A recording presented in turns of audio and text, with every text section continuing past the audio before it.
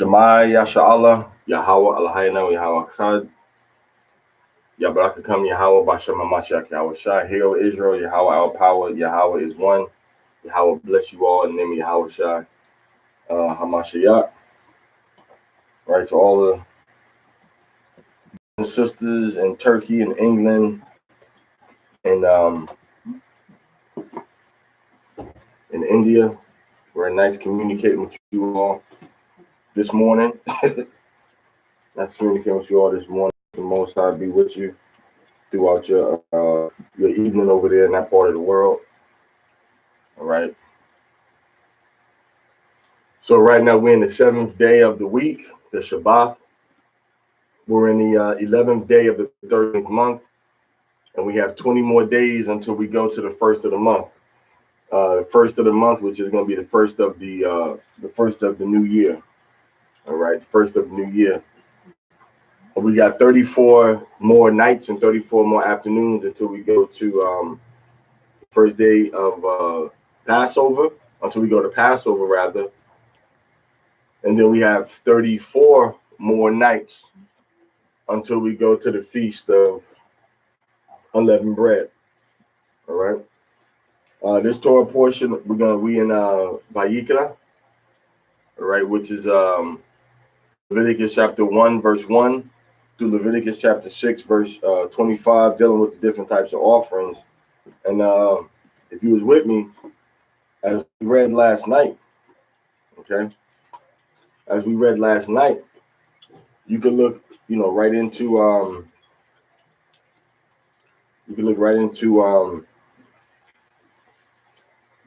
we went into Ecclesiasticus. All right, we went into Ecclesiasticus chapter 32. And we read the first few verses in that chapter. Not 32, Salakia. Ecclesiasticus chapter 35. Ecclesiasticus chapter 35. And we read about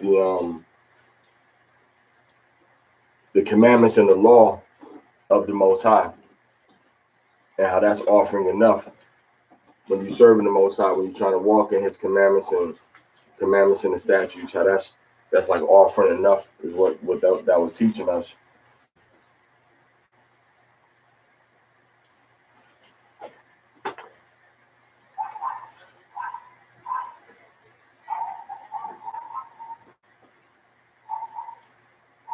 Everybody straightening, y'all doing a whole bunch of you sit there, a whole bunch of extra whispering and walking back and forth and throwing stuff away.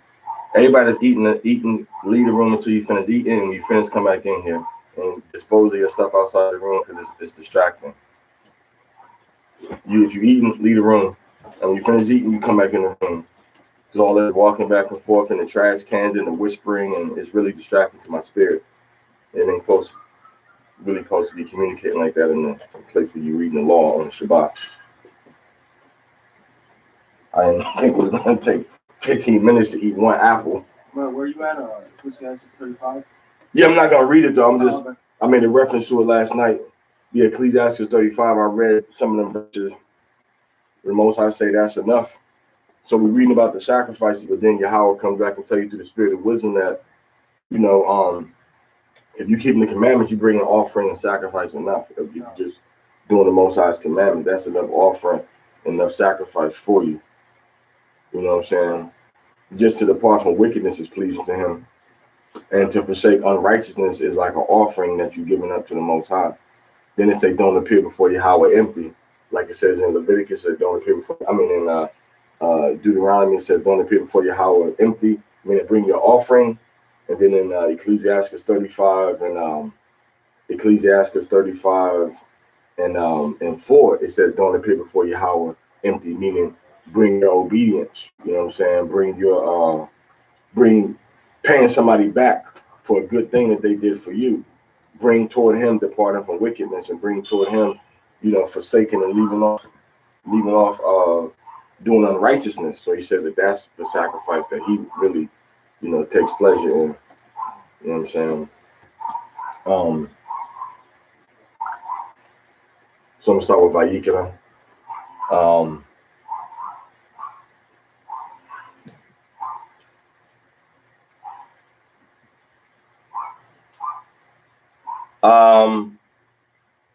Adventista del séptimo día.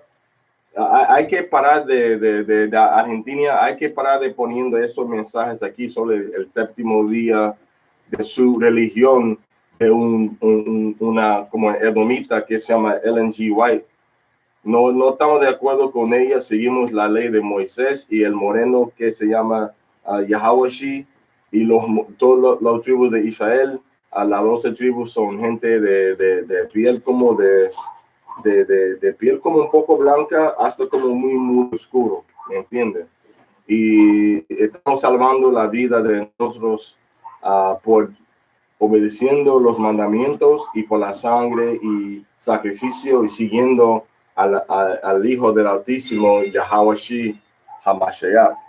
Y cada vez que entramos acá, tú pones un mensaje de salva su familia y busca en YouTube sobre el gran controversio. No queremos leer nada de ningún blanco o blanca que dice que ellos recibieron la verdad del Altísimo porque son una raza una raza de mentirosos. Okay, son mentirosos y si tú tienes que pararte de seguir a ellos. Y yo te voy a hacer como mudo, okay, porque no quieres seguir. Ya yo te pongo en timeout, ¿ok? No es nada personal, pero no debo tener que decirte que no debo usar esta página como anuncio para tu propia agenda, ¿me entiendes?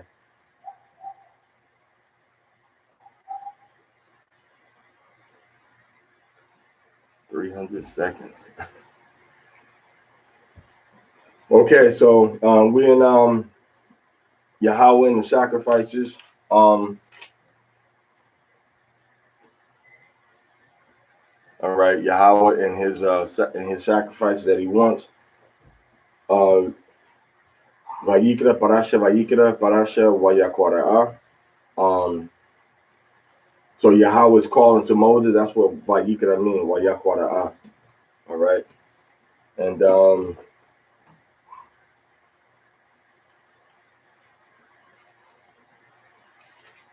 let's go into it. Chapter 19, verse 1. I'm sorry, chapter 1. All right, it says, and Yahweh spake unto Mashah, saying, speak unto all the congregation of the children of Yasharallah. Shalom, shalom, Lakah, Akwath, of Yasharallah, and say to them, ye shall be holy, for I, Yahweh, your Elohim, am holy. I'm sorry, I'm in the wrong chapter. Chapter 9. I was in 19. What was it? What book? Leviticus chapter 1. I was in 19. And Yahweh called unto Mashah and spake unto him out of the tabernacle of the congregation, saying, speak unto the children of Yasharallah, and say unto them, if any man of you bring an offering unto Yahweh, he shall bring your offering of the cattle, even of the herd, and of the flock. If his offering be a burnt sacrifice of the herd, let him offer a male without blemish. He shall offer it of his own voluntary will at the door of the tabernacle of the congregation before Yahweh. And he shall put his hand upon the head of the burnt offering, and it shall be accepted for him to make atonement for him. And he shall kill the bullock before Yahweh, and the priest, Aaron's sons, that's the priest, shall bring the blood and sprinkle the blood round about upon the altar that is by the door of the tabernacle of the congregation. And he shall flay the burnt offering, take the skin off, and cut it into his pieces.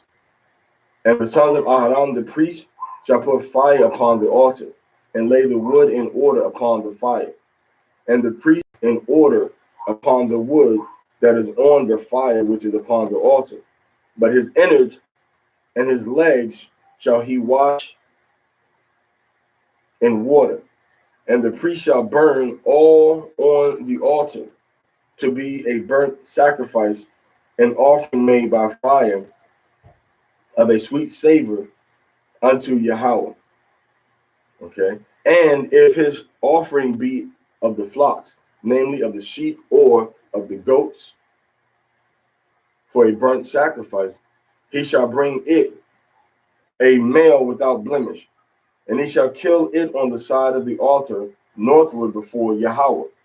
And the priests, Aaron's sons, shall sprinkle his blood round about upon the altar. And he shall cut it into his pieces, and with his head and his fat. And the priest shall lay them in order upon the wood that is on the fire that is upon the altar. But he shall wash the innards and the legs with water, and the priest shall bring it all and burn it upon the altar. It is a burnt sacrifice, an offering made by fire of a sweet savor unto Yahweh. If the burnt sacrifice,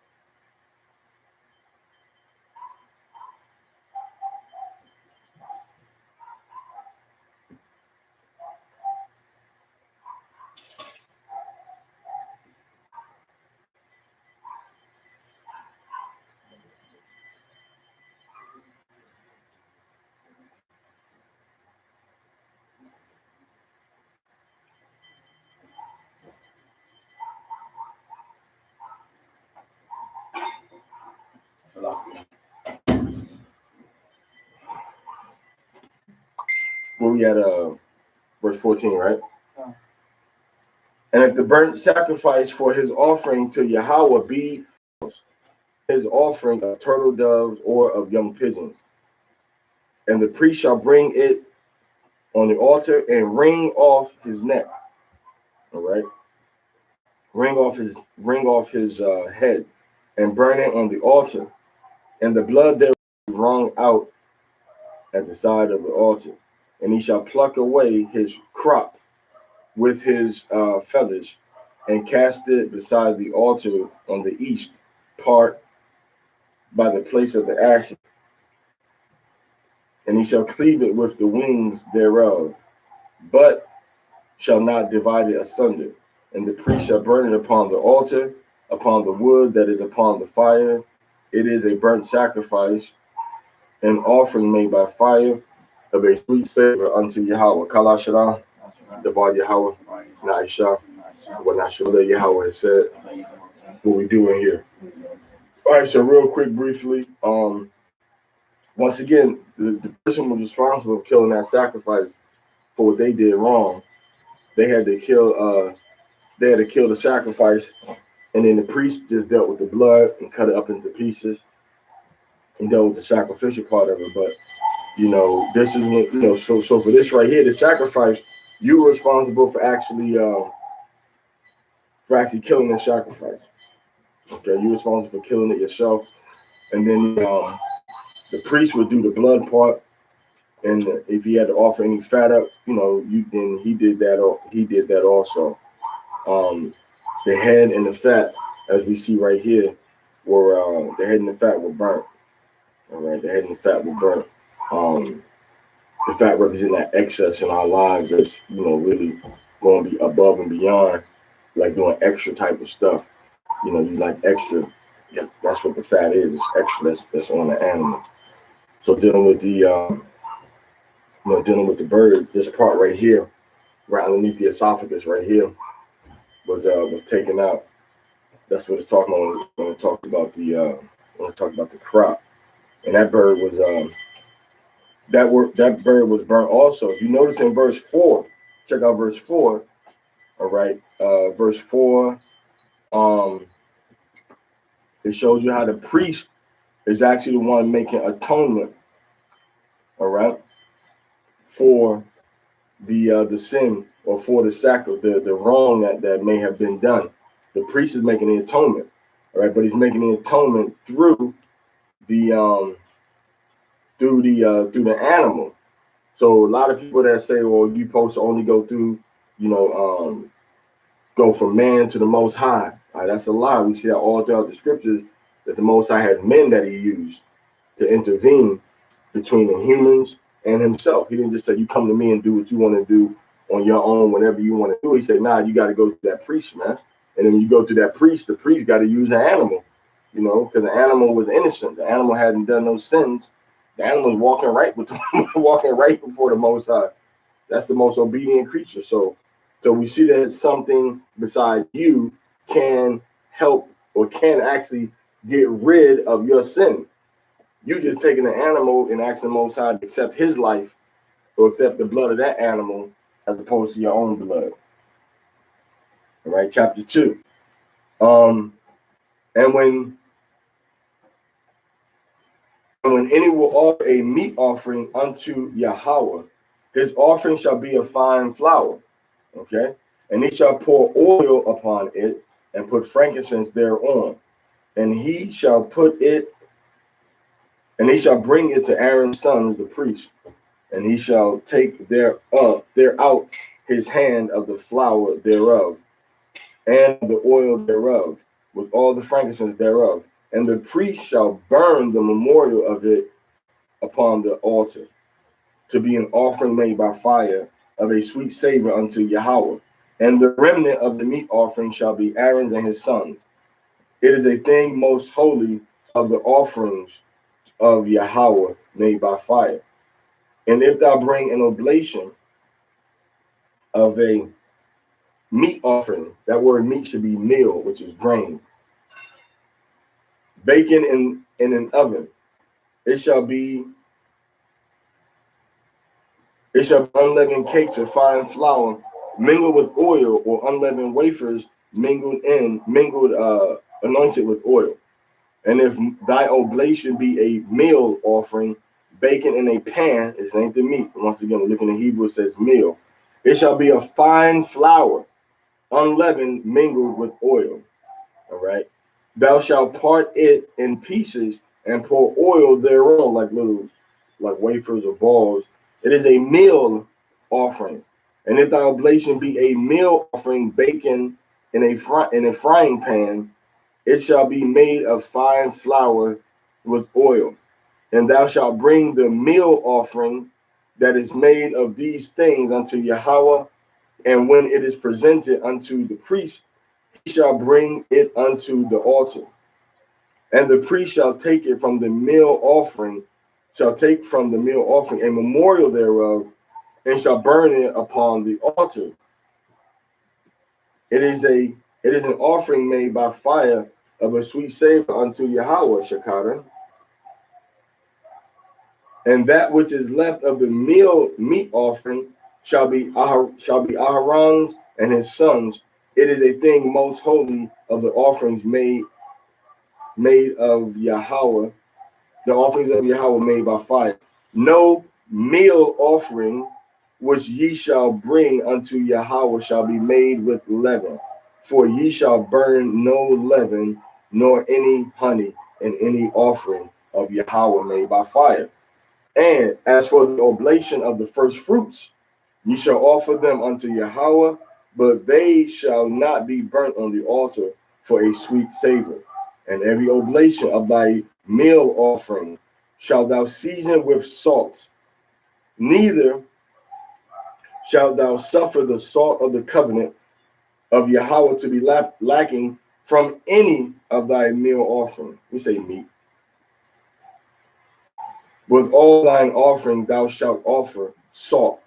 And if thou offer a meat offering of the first fruits unto Yahweh, thou shalt offer for the meat offering of thy first fruits green ears of corn. See, that's how you know it's talking about meal, which is grain. It's calling corn a meat offering. That's how you know it's supposed to be meal and for the grain. Dried by the fire, even corn beaten out of 4 ears. All right. And thou shalt put oil thereon, and thou shalt put oil upon it and lay frankincense thereon. It is a meat offering. And the priest shall burn the memorial thereof, part of the beaten corn thereof, and part of the oil thereon, with all the frankincense thereon. It is an offering made by fire unto Yahweh. Kala Shara Badi Yahweh, not Yahweh, not Shemayim. All that Yahweh said, what we do in here. All right, so we work from the top on down. We bring these grain offerings, to Yahweh, as a token of respect, and love, as a token of respect and love, toward the Most High, right? Just to bring an offering, just bring an offering to Yahweh. All right. Somebody who maybe couldn't get a whole bunch of animals or a bird or something will bring that to Yahweh as an offering to him. All right. So when they brought that as an offering to Yahweh, what happened was that only a little bit would be burnt up. The rest would go to Aaron and them, man. Only a little bit would be burnt, and the rest would go to Aaron and them. So, and a lot of people that bought this were people that didn't have a lot of money that bought this type of offering to the Most High. So they was giving a lot to the Most High, because they didn't have a lot. You offering up flour as opposed to a goat or a chicken or a bull. You offering up a goat to them. You offering up flour to the Most High. The Most High working with us even when we don't have enough to work with. And that kind of tells you about the lady that was poor, and she gave like a penny, for the offering. You know what I'm saying? But that was what she had, so she gave all she had. Then the other people that didn't have, that had a lot, you know what I'm saying? They gave just a small percentage of what they had. So her offering was accepted more than for the Most High, but because she gave everything she had, she didn't have a lot of money.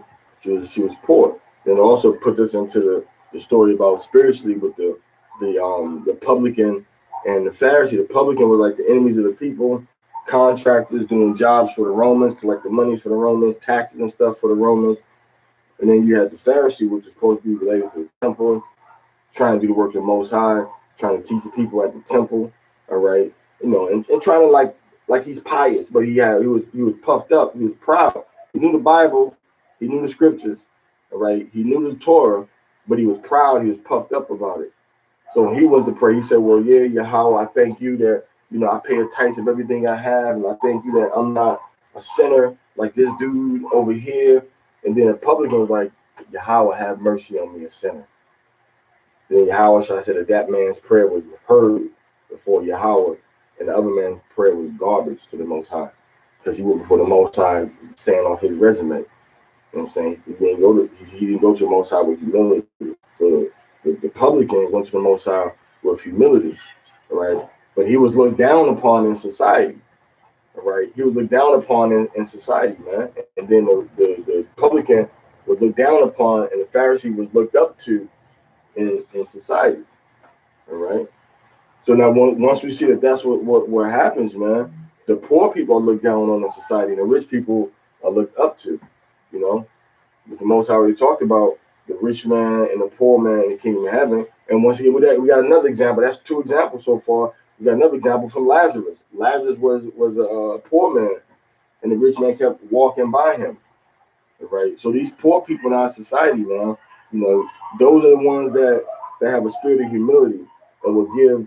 It's like they've done several studies on TV, man, where they have a man that's you'll have a person that you can tell is homeless, and he'll be going to ask different people for food or for money or something, or a piece of what they eat, and they'll just kind of shoo them away. And they're rich people, people walking the street, but then the only person that finally ended up helping him was another poor man. Another poor man is the one that ended up, helping him. All right, another poor man is the one that ended up helping. Why? Because he knew what it was like to be poor. He knew what it was like to, to not have anything. You know what I'm saying? So Yahweh shall, the poor and the meek, we're gonna rule and we're gonna inherit the earth. You know what I'm saying? So the way to the kingdom of heaven is not through, getting money done or getting money, the way to the kingdom of heaven, man, is keeping the commandments of the Most High. All right. So if you don't know that experience that people are going through, man, you can't speak on it as much per se. But if you know the struggle specifically of poverty, right, and then you go into the Most High and you bring in this offering to the Most High. Now check this out though. When you brought the offering to the Most High, it was you that mixed that oil with the flour. It was you that mixed that brought the frankincense. You was part of that whole system. You know what I'm saying? To offer that flour to the Most High, man. It was you was like so hands-on, and you was involved in every step of the way. You know what I'm saying? But then once again, it says 3 examples. Now the 4th example that we'll give is in Hebrews chapter 4, verse 15. All this brings us, remember, to Yahushua. We're talking about a poor person bringing flour. You bring a flour to the Most High, right? So when they bring this flour to the Most High, you know the struggle. You ain't bringing a goat, not even a bird. You bring a flour.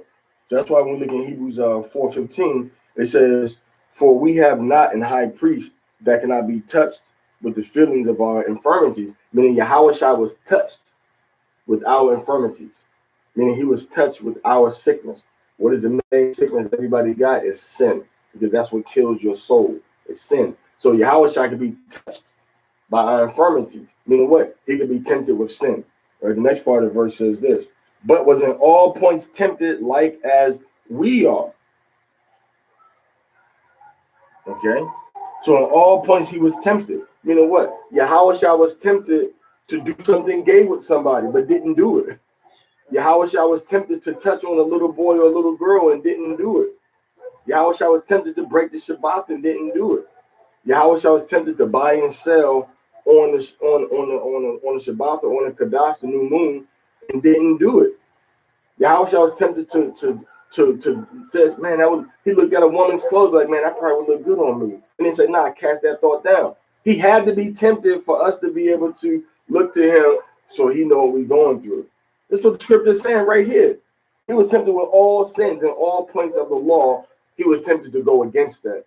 You know what I'm saying? And everything. So now, when we go through stuff, it's like if you poured, you know, the struggle, you bring in that flour. Yahushua was brought to a poor level of existence and was humbled because every single wrong thing he was exposed to in an effort to get him to do the wrong thing. But then the last part of the verse says this, "But was in all points tempted like as we are, yet without sin." Meaning what? Meaning he didn't commit no law, he didn't commit no violation against the laws of the Most High. So even though he was tempted, even though he broke, even though he broke through life and he came in as a human being, that spirit of the Most High through wisdom, when we go in the book of Luke, the spirit of wisdom was still with him because he was dedicated to wisdom. And from the time he was a young man, he was sitting back at the temple trying to learn the laws, learn the commandments, trying to walk upright. And that's how when he moved into Ezekiel and Isaiah and the Psalms, now he could understand the rest of the Bible because he started with the Torah. He started with the law. Every single Sabbath, when we look in Luke 4:16, and he came to Nazareth where he had been brought up. All right, and they say he came into the synagogue as was his custom on the Sabbath day and stood up for to read. So here we see that we got together. We went to the synagogue on the Sabbath day, which was a building. And then we also see that we read the law on the Sabbath day. And we also see that when we read the law, we stood up, because that's what he did. And that's when we go to Hebrews chapter 15, verse 21. It says, "For Moses of old time have them that teach him, being priests in the synagogues every Sabbath day," right? So this is all things that we see bring us back to what? Everything focusing on Yahushua as the Savior, as the sacrifice, and him knowing the struggles that we've been through. So when we bring that grain, right? When we bring that grain, we bring that spirit of humility to the Most High. That's why Scripture says that if you pour and you don't have a lot of understanding, but you keep the commandments, then you're greater than a man that's rich in wisdom. Know the whole Bible, but then he transgressed the commandments. You see that? He transgressed, which brings us right back to the the parable of the Pharisee and the publican, man. You know what I'm saying? So you can be poor in spirit. You know what scripture say?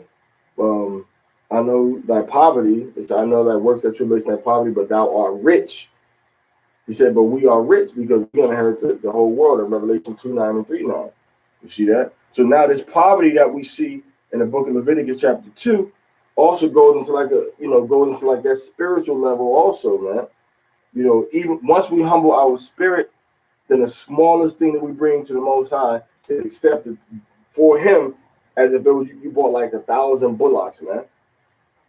Because it's the spirit that you're giving it with. It's the spirit that you worshiping and obeying Him with, man. So you can't be fake with this thing. You got to worship the Most High, for real. Not just when somebody looking, not just when other people are around, not just when you inside the house. Not just when you around other brothers or other family members. Well, I'm gonna do the right thing because everybody looking. But when I leave, I'm gonna go and smoke. I'm gonna go and get high. You know what I'm saying? I'm gonna go and get drunk or whatever. You know what I'm saying? Man, these stupid friends, take these stupid fringes off now, man. I don't wear no tassels and wearing no long strings on my clothes. I'm gonna get rid of all that stuff, man. I'm back. Then you come back on the Shabbat. Hey, shalom, I have a special. You know what I'm saying? So that poverty, man. So now that's what we see in terms of that poverty.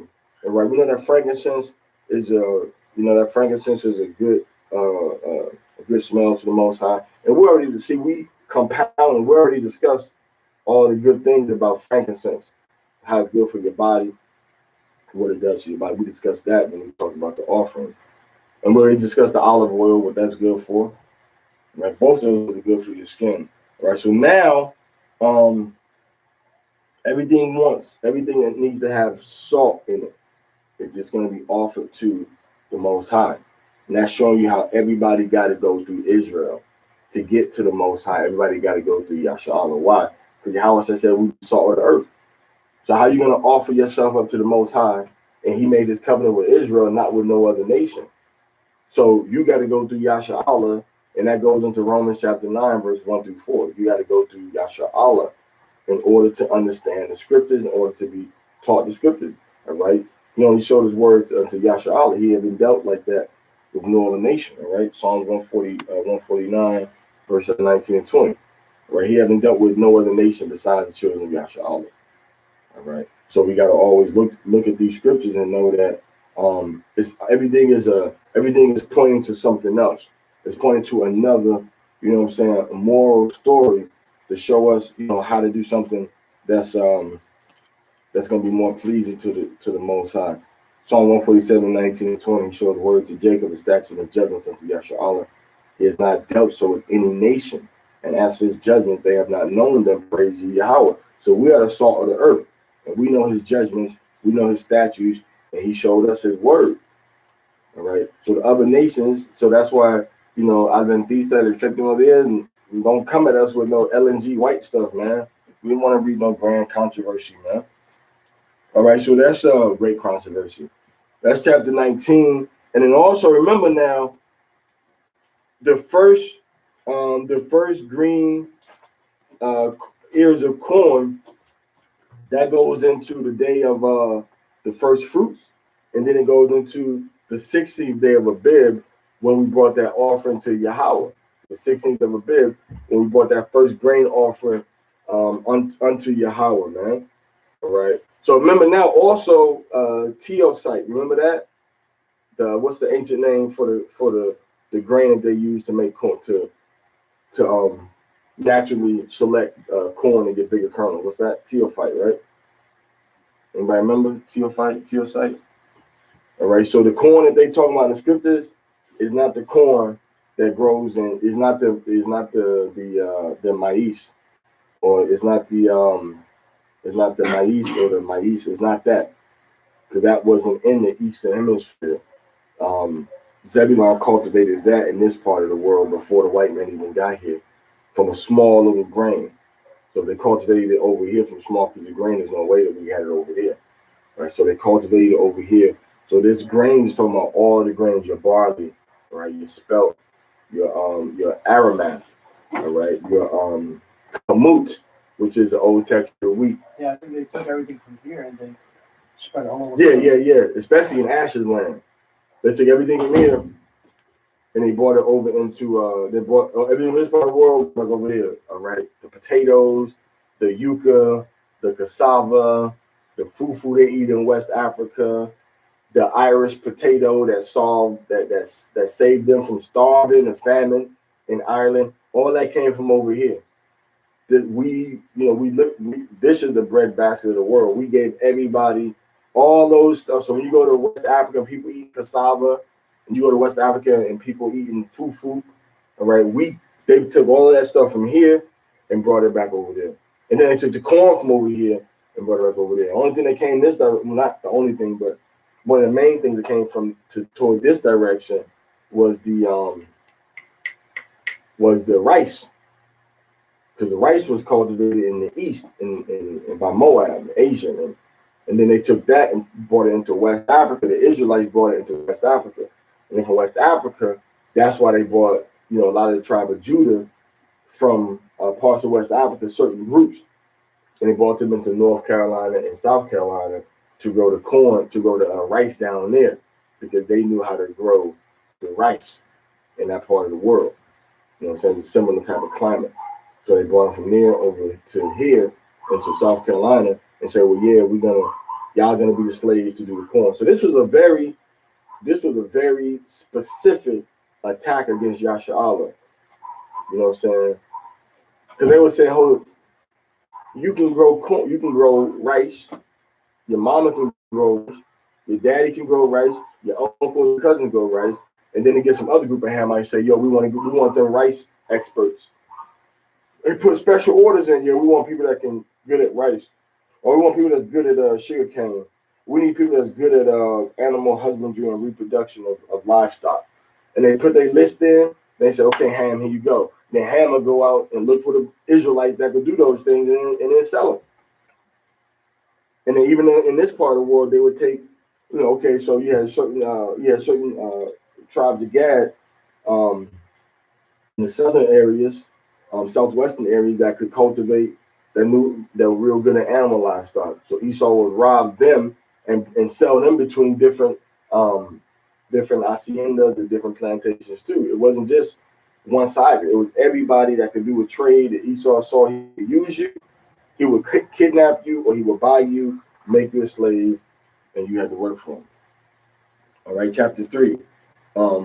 Also, this kind of reminds me of when it talks about Yahushua, when it says there's going to be a lot of corn on the mountains, and even inside the cities, everything is going to be flourishing and growing. So this links back up to Yahushua in Psalms chapter 72, I believe verse 19 and 20. It talks about how it's going to be grain on the mountains, and then it's going to be grain in all of even inside the cities. Everything is going to be plenteous. All right. And then from that, what's going to happen? Everybody's going to be bringing handfuls of grain rather, to the Most High as these offerings. And then what's going to happen then? The Levites, the priests, they have a great supply of grain and corn, and their heart is going to be happy, and they're going to be doing their job with pleasure, and the Most High is going to be happy. And when the Most High is happy, He's going to bless us with more, with more gifts. He's going to bless us with more stuff, more crops, and then we're going to be happy. Then we're going to give it to the Levites and to the Most High, and He's going to be happy. So it's going to be a big old chain. Everybody's going to be happy. All right, everybody's going to be happy. Chapter 3. And if his oblation be a sacrifice of peace offering, if he offer it of the herd, whether it be a male or female, he shall offer it without blemish before Yahweh.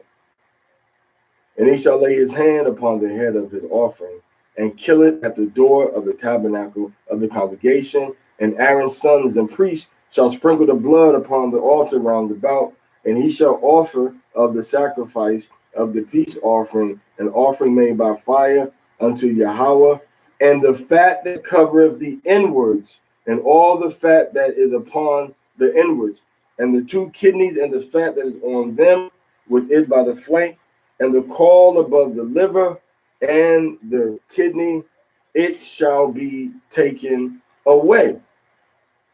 Shall be taken away. And Aaron's son shall burn it on the altar upon burnt sacrifice, which is upon the wood that is on the fire. It is an offering made by fire of a sweet savor unto Yahweh. And if his offering for a sacrifice of peace offering unto Yahweh be of the flock, male or female, he shall offer it without blemish. If he offer a lamb for his offering, then shall he offer it before Yahweh, and he shall lay his hand upon the head of the offering, and kill it before the tabernacle of the congregation. And Aharon's sons shall sprinkle the blood thereof round about the altar. And he shall offer of the sacrifice of the peace offering an offering made by fire unto Yahweh, the fat thereof, and the whole rump. It shall he take off hard by the backbone, and the fat that covereth the inwards, and all the fat that is upon the inwards. All right. All the fat that is upon the inwards. I'm sorry, everybody on Facebook, man. I can't even see y'all. I can't even. Oh yeah. Okay, now I can see him. Okay.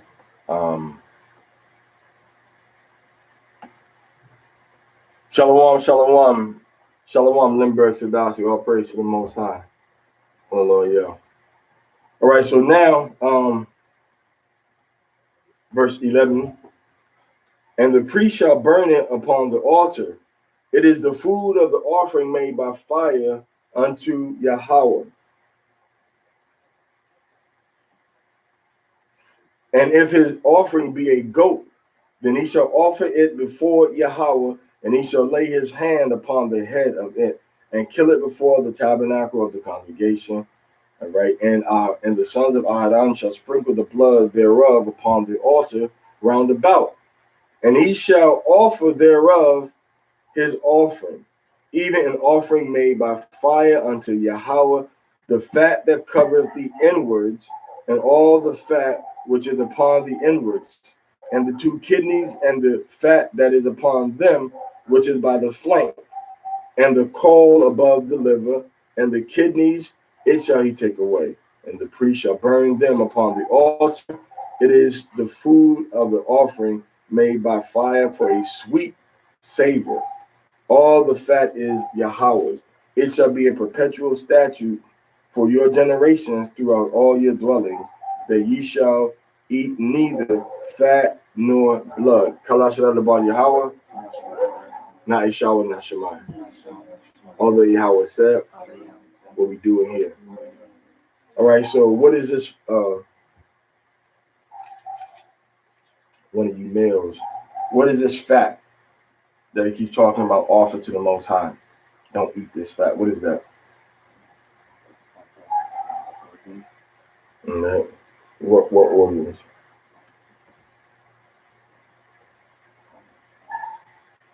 The inward part. Yeah. Around the intestine or whatever other organs that are inside your body. Right. As your lungs, the intestines, all of that, yeah. As opposed to what other fat? What's the other fat?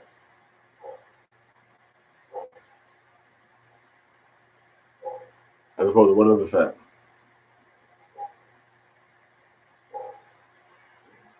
Huh? You don't know or you don't remember? What is it? What's the other fat?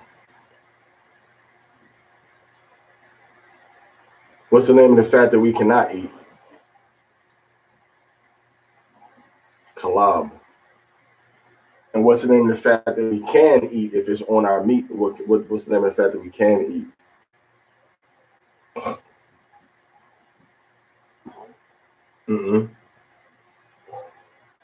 What's the name of the fat that we can eat? Shaman.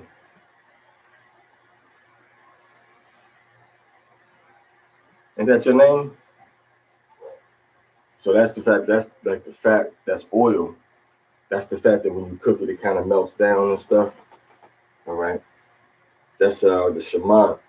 The fat that we can't eat is the fat that comes from around the kidneys, the intestines, the lungs. We can't eat that fat. The Most High, He wants that fat. We're not supposed to eat that fat. And also, reading other, as we move on, we're going to see that we can't even use that fat of an animal that we kill, of a goat, of a sheep, or of a cow. We can't even use that fat at all. We can't use it for grease. Okay, we can't use it for cooking. We can't use it for nothing. Now, if the animal dies of itself, all right, you can use that fat, but you can't eat it.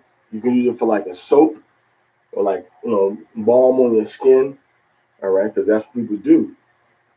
That fat gets melted down and people use it for soap, which brings me into my next point. So we got 2 points so far. This is the third point.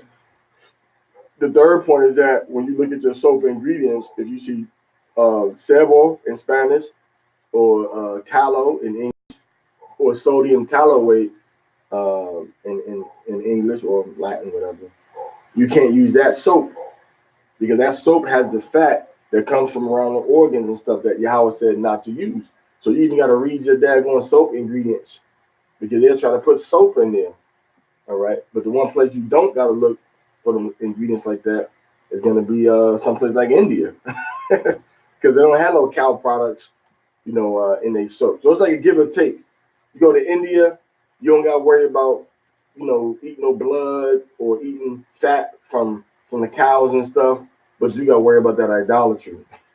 You do got to worry about them trying to have your children dot up their heads and sit in the classroom saying prayers to different demons masking as supernatural deities, which are not.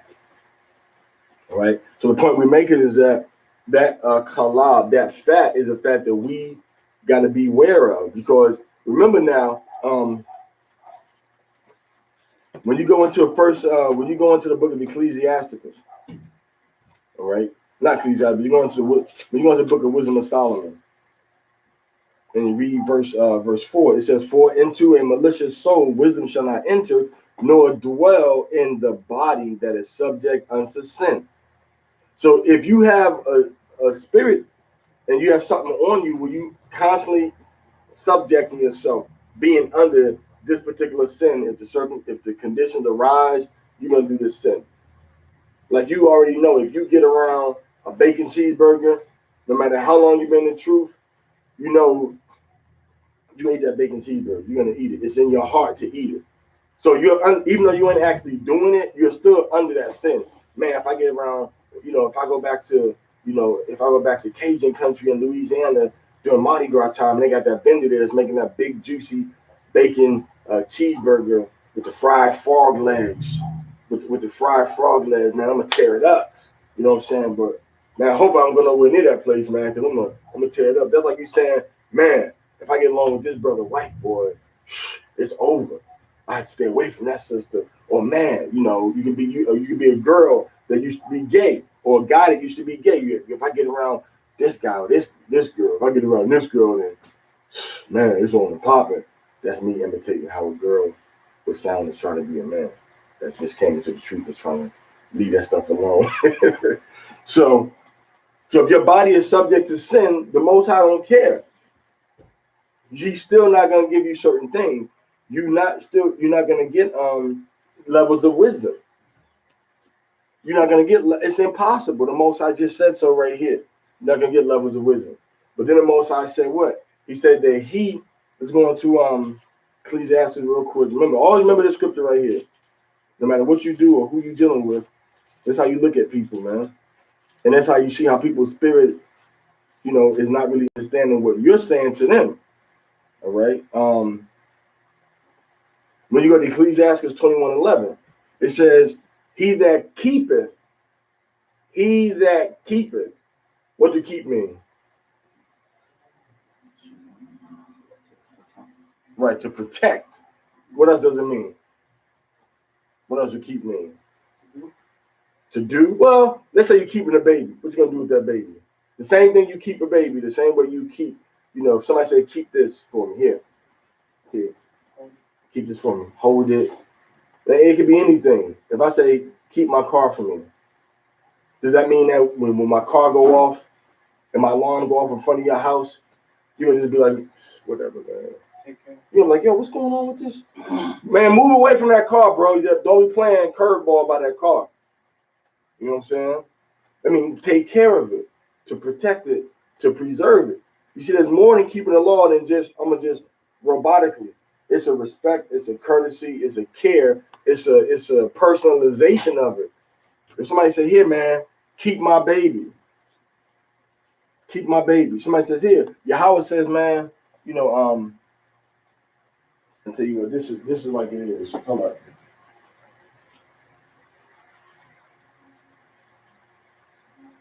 I'll show you what he's like.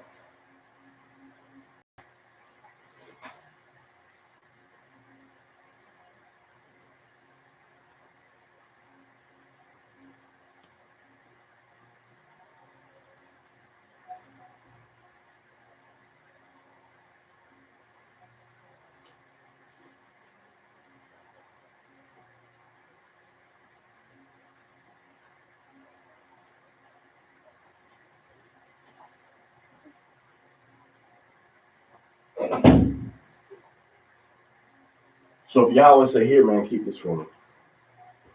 How you gonna keep that? Then somebody run up like, man, you gonna steal on me. You see me run up and trying to keep. That's how you gotta keep Yahweh's law, man. So when they say he that keepeth the law, it means exactly that. It means here's the law. Let me see. It means here's the law, and you keeping this thing, man. And when somebody try to come at you, talking against it, you like, nah, you gonna defend it. Like, nah. Or somebody be like, man, that's an ugly law. Man, okay, man, it's a beautiful law. I don't know what you're talking about. You gotta keep on going, man. Man, that's a stupid law. You know what I'm saying? You really can't get too raw with it because you don't want nothing fragile to happen to it. So you're gonna use this. Well, now this is beautiful, man. Look, this is the words of the Most High, man. It's the Most High got, what he want us to do inside here, bro. And ain't nothing ugly about this, man. So when you keep the law, you adhering to it, okay? You listening to it, you doing it. You actually are protecting it. You ain't just robotically, oh, this is the commandments and that's it. You actually are keeping it like you would a baby, like you would your grand or an heirloom that's in your family, something you got from your grandmother, your great grandfather that they want you to keep passing on to your children, or like a photo album of when your grandfather, somebody was in a war, against the Europeans when they came over trying to conquer and oppress our people. In this one battle we won, and then we got the skins that have the story drawn on it, or we got the photos that show what happened if it was in like the 1800s or mid 1800s. You know what I'm saying? Or we got the story written down in codices and glyphs or whatever, and we can say this is what happened. You're gonna preserve that thing. You're gonna guard it. You're gonna protect it. You're gonna keep it from mold. You're gonna try to keep it from from deteriorating, right? So when we read this, Ecclesiastes chapter 21, verse 11, don't just read like, oh, he that keeps the law. No, keep the law don't just mean do the law. It means you respect it, you guard it, you defend it. It's a part of you, like it's you're gonna make sure it's safe and ain't nobody gonna really disrespect it or try to take away from it. And that's why we gotta stand firm on his commandments, right? So it says, he that keepeth the law of Yahweh getteth the understanding thereof. All right. So that's what we said about this sebo. Man, we talking about sebo. We talking about soap. So all of this is going back to soap. So if I'm got soap that's on my skin that I'm not supposed to be using, all right, I don't know if I'm supposed to be using this soap, but guess what? I'm doing all these other commandments, and I'm really trying, and I'm really sincere about what I'm supposed to be doing. All right. What happens? I'm gonna get the understanding through some way, somehow. Yahweh is gonna give me the understanding of it. Why? Because I'm really sincerely guarding and protecting, His law. It's like it's like I'm gonna walk around like this, like, oh, we gotta protect this law, but I don't know it's a cover to it. But I'm really trying to protect it. This is the law that I don't know about, So I might come out the bathroom and be like, drying my hands, using it to dry my hands. I don't know what it is. I'm kind of like lightweight profaning and defiling it. You know what I'm saying? Now, if the Most High know, this dude is really, he bugging. He don't really care. I mean, nothing. But if man, this I'm really trying to do. I don't know about this part right here. I think this is like this is a bath towel. He said, nah, let him know that that's the cover for this, man. Then he let me know, that's the cover for this. Put it on. I'm like, oh, okay. So I go like, oh, hallelujah. That's what I'm going to do. I'm going to put it on.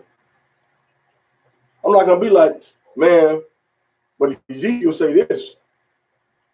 But Ezekiel said we shall be defiled among the Gentiles. See, that's what Ezekiel said. You know what I'm saying? Scripture says, be not over righteous. You know what I'm saying? Why shall you kill yourself? You see what I'm saying? Which you keeping the commandments of the Most High is not you being over righteous. All right. You being over righteous is ignoring the righteousness of Yahweh and seeking to establish your own righteousness, man. That's what being over righteous is. All right. When you try to ignore or put aside the righteousness of Yahweh, and then you try to establish your own righteousness. That's what that's talking about. You know what I'm saying? So now when we're looking at this law and we're dealing with this simple thing like soap or sebo, simple thing like that, if your heart ain't sincere toward the Most High, you're gonna have a whole mountain full of things you're supposed to be doing. All right. But now when your heart starts to get sincere and you really start to dig in and read what he says, like our fathers did, like our ancestors did, we start to actually look into what the Most High and his law said we're supposed to do and not to do. What's going to happen? Our spirit is going to start to clean up. Okay.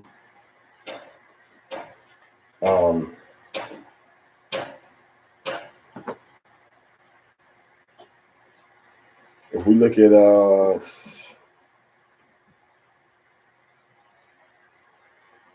appreciate it. Give me a second.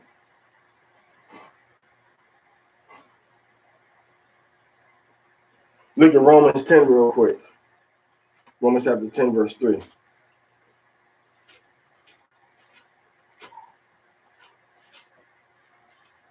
Romans 10 and 3. When they said, people say, oh, you being over righteous because you're doing what the Most High said to do.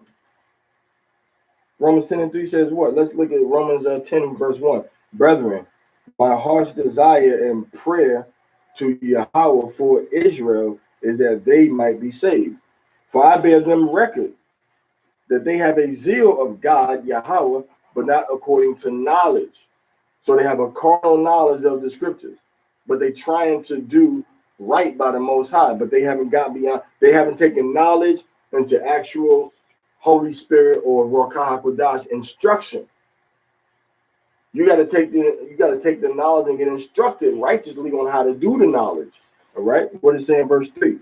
For they being ignorant of Yahweh's righteousness. See that? So you ignorant of Yahweh's righteousness have done what? Are going about to establish their own righteousness. That's what it means when they say you being over righteous. You're trying to establish your own righteousness. Have not what? Have not submitted themselves unto the righteousness of Yahweh. Which means what? You ain't even meeting the mark of Yahweh's righteousness.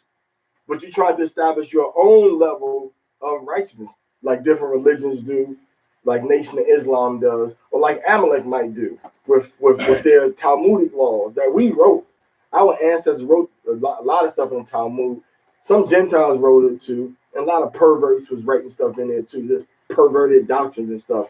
You know what I'm saying? So the Most High said that if you submit unto my righteousness, you're not going to need to establish your own level of righteousness. So what people did when they said the scripture says, be not over righteous in much, all right, nor over wicked. Over righteous is when you say, you know what, this is what we're going to do. And you try to establish man-made things. That's what Yahweh started talking about in, what's that, Mark chapter 7, verse 9, when he said that you forsake the commandments of Yahweh, that you may keep your own tradition, man. All right? So that's what it means when they say over righteous. So this soap, once you say, you know what, I want to keep the commandments, I don't want to put this fat on my body that Leviticus tells us not to use. What is this fat? You might say, oh, the fat is talking about all the fat from around the meat. It's impossible.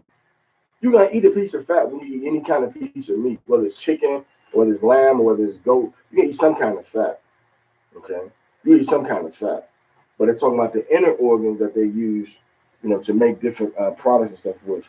You know what I'm saying? So that Romans chapter 10, verse 3 explains what is that righteousness that the scripture says that you're going extra over righteous. Okay? What you had up?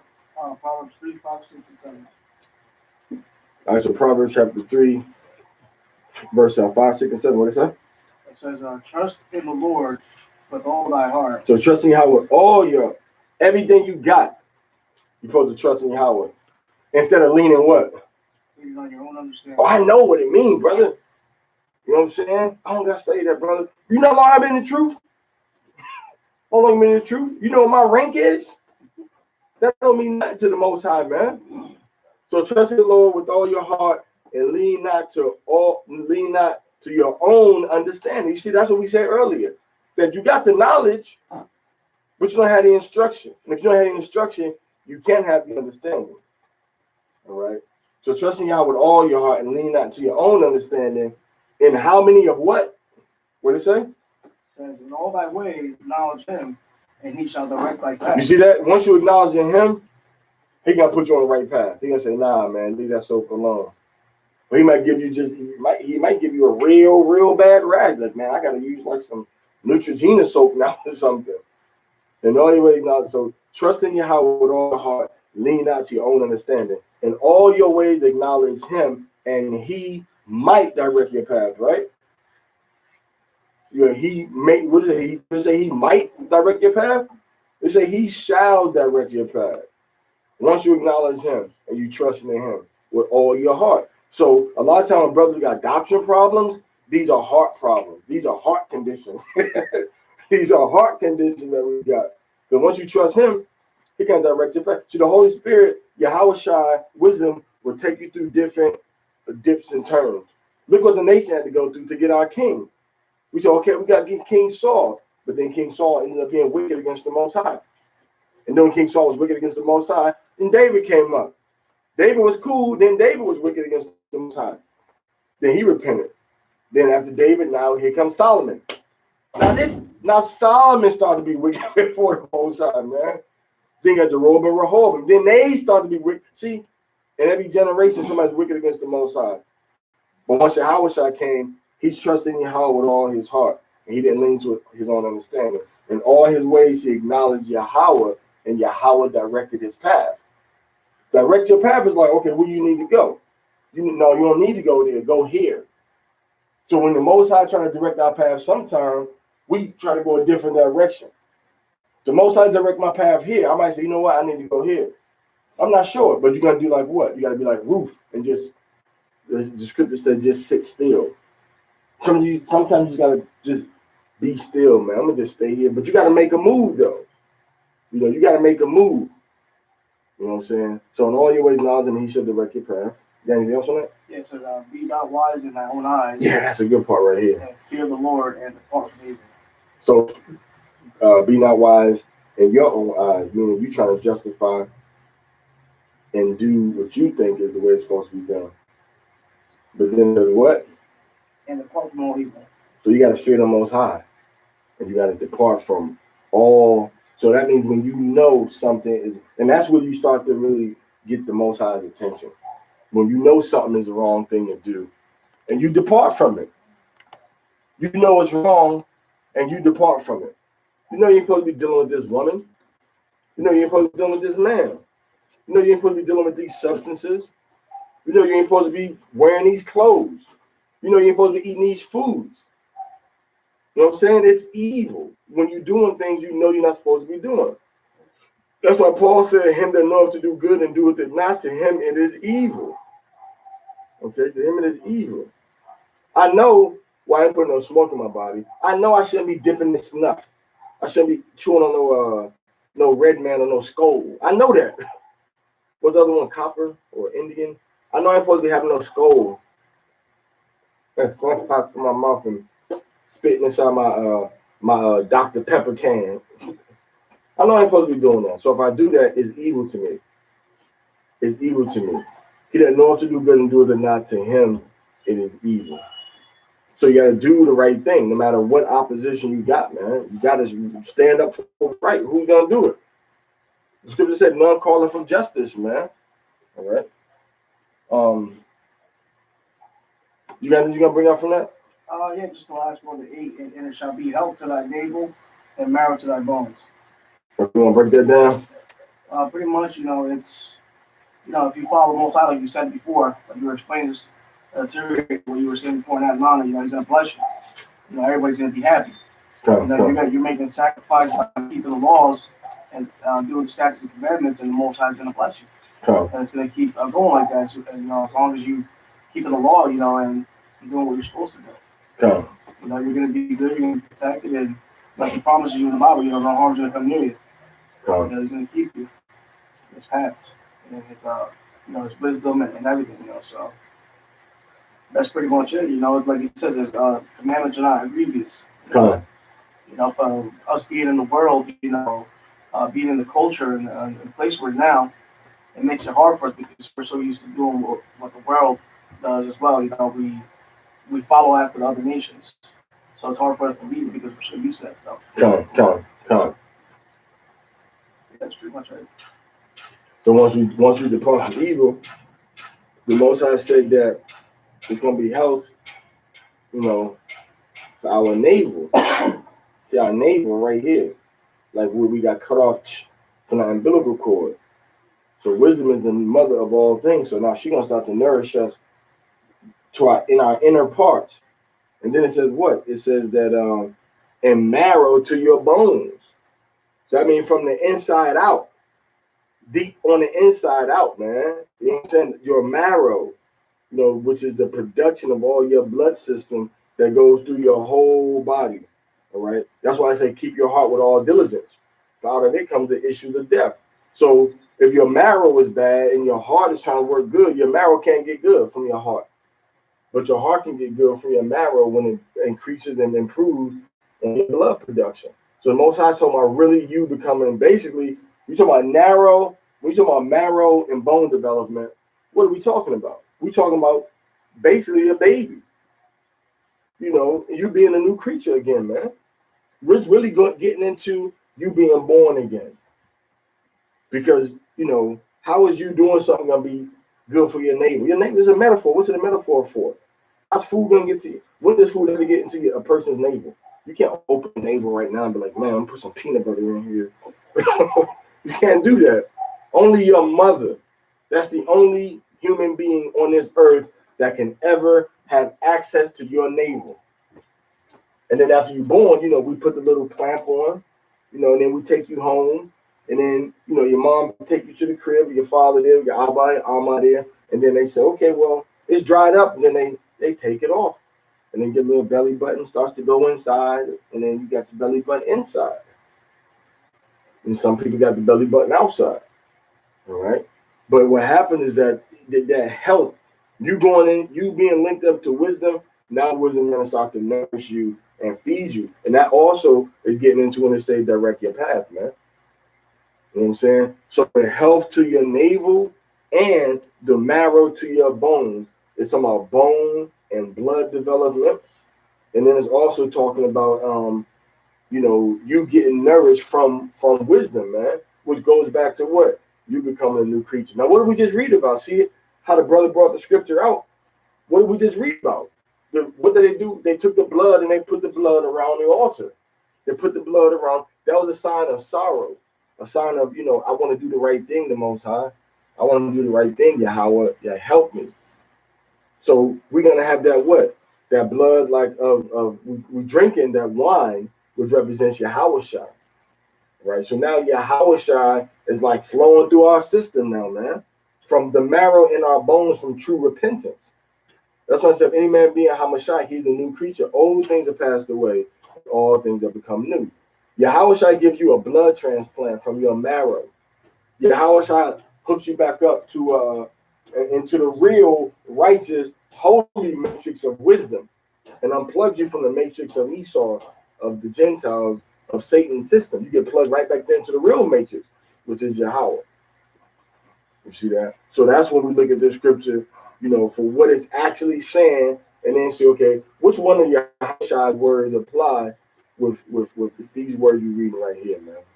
And that's the one that applies when he talks about becoming a new creature. And because Nicodemus said, well, how can you go inside their mother's womb again?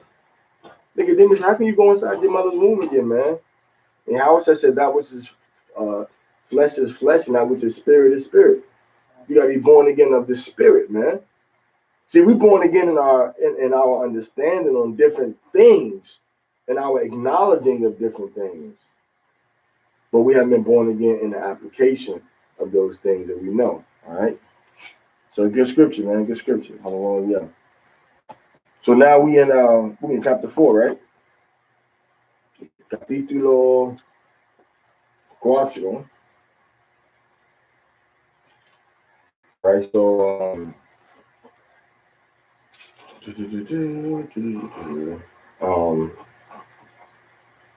so sin. All right, so Amari, you can read 4, and Ariana, you can read 5. So Mario. Amadu.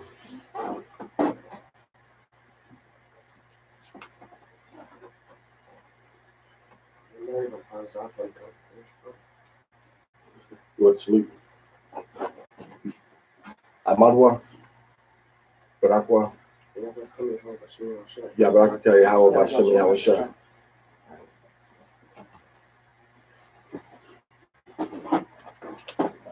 I read 3 chapters for y'all. You chapter 4, you tried, and then you saying you were Matthew. Leviticus chapter 4. And Yahweh spake unto Moshe, saying, Speak unto the children of Yashar'Allah, saying, If a soul shall sin through ignorance against any of the commandments of Yahweh concerning things which ought not to be done, and shall do against any of them, if the priest that is anointed to sin according to the sin of the people, then let him bring for his sin which he hath sinned a young bullock without blemish unto Yahweh. So it's priest. You're talking about the priest sinning by accident, right? Okay. For a sin offering, and he shall bring the bullock unto the door of the tabernacle of the congregation before Yahweh, and shall lay his hand upon the bullock's head, and kill the bullock before Yahweh. And the priest that is anointed shall take of the bullock's blood, and bring it to the tabernacle of the congregation. And the priest shall dip his finger in the blood, and sprinkle of the blood 7 times before Yahweh, right, before the veil of the sanctuary. And the priest shall put some of the blood upon the horns of the altar of sweet incense before Yahweh, which is in the tabernacle of the congregation, and shall pour all the blood of the bullock at the bottom of the altar of the burnt offering, which is at the door of the tabernacle of the congregation. And he shall take off from it all the fat of the bullock for the sin offering, the fat that covereth the inwards, and all the fat that is upon the inwards, and the 2 kidneys, and the fat that is upon them, which is by the flanks, and the caul above the liver, with the kidneys, which shall take away, as was taken off from the bullock of the sacrifice of peace offerings. And the priest shall burn them upon the altar of the burnt offering, and the skins of the bullock, and all his flesh with his head, and with his legs, and his inwards, and his dung. Even the whole bullock shall he carry forth without the camp into a clean place, where the ashes are poured out, and burn him on the wood with fire, where the ashes are poured out shall be burnt. And if the whole congregation so you see that? Yahweh only wanted the fat, all right, and the kidneys, and he just wanted a few things from the inside of the animal. He didn't want the whole flesh. I don't want the whole flesh. Just give me this little. So he had to kill the whole animal. And it's talking about a bullock, right?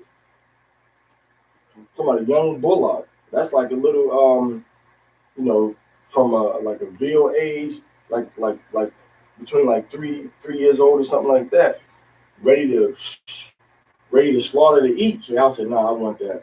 And then the meat, all right, all them steaks, the ribs, the hamburger from around the rump, all right, the T-bone steaks, the porterhouse steaks, the ribeyes that they use to make the Philadelphia cheese steaks with the onions and the mushrooms on it.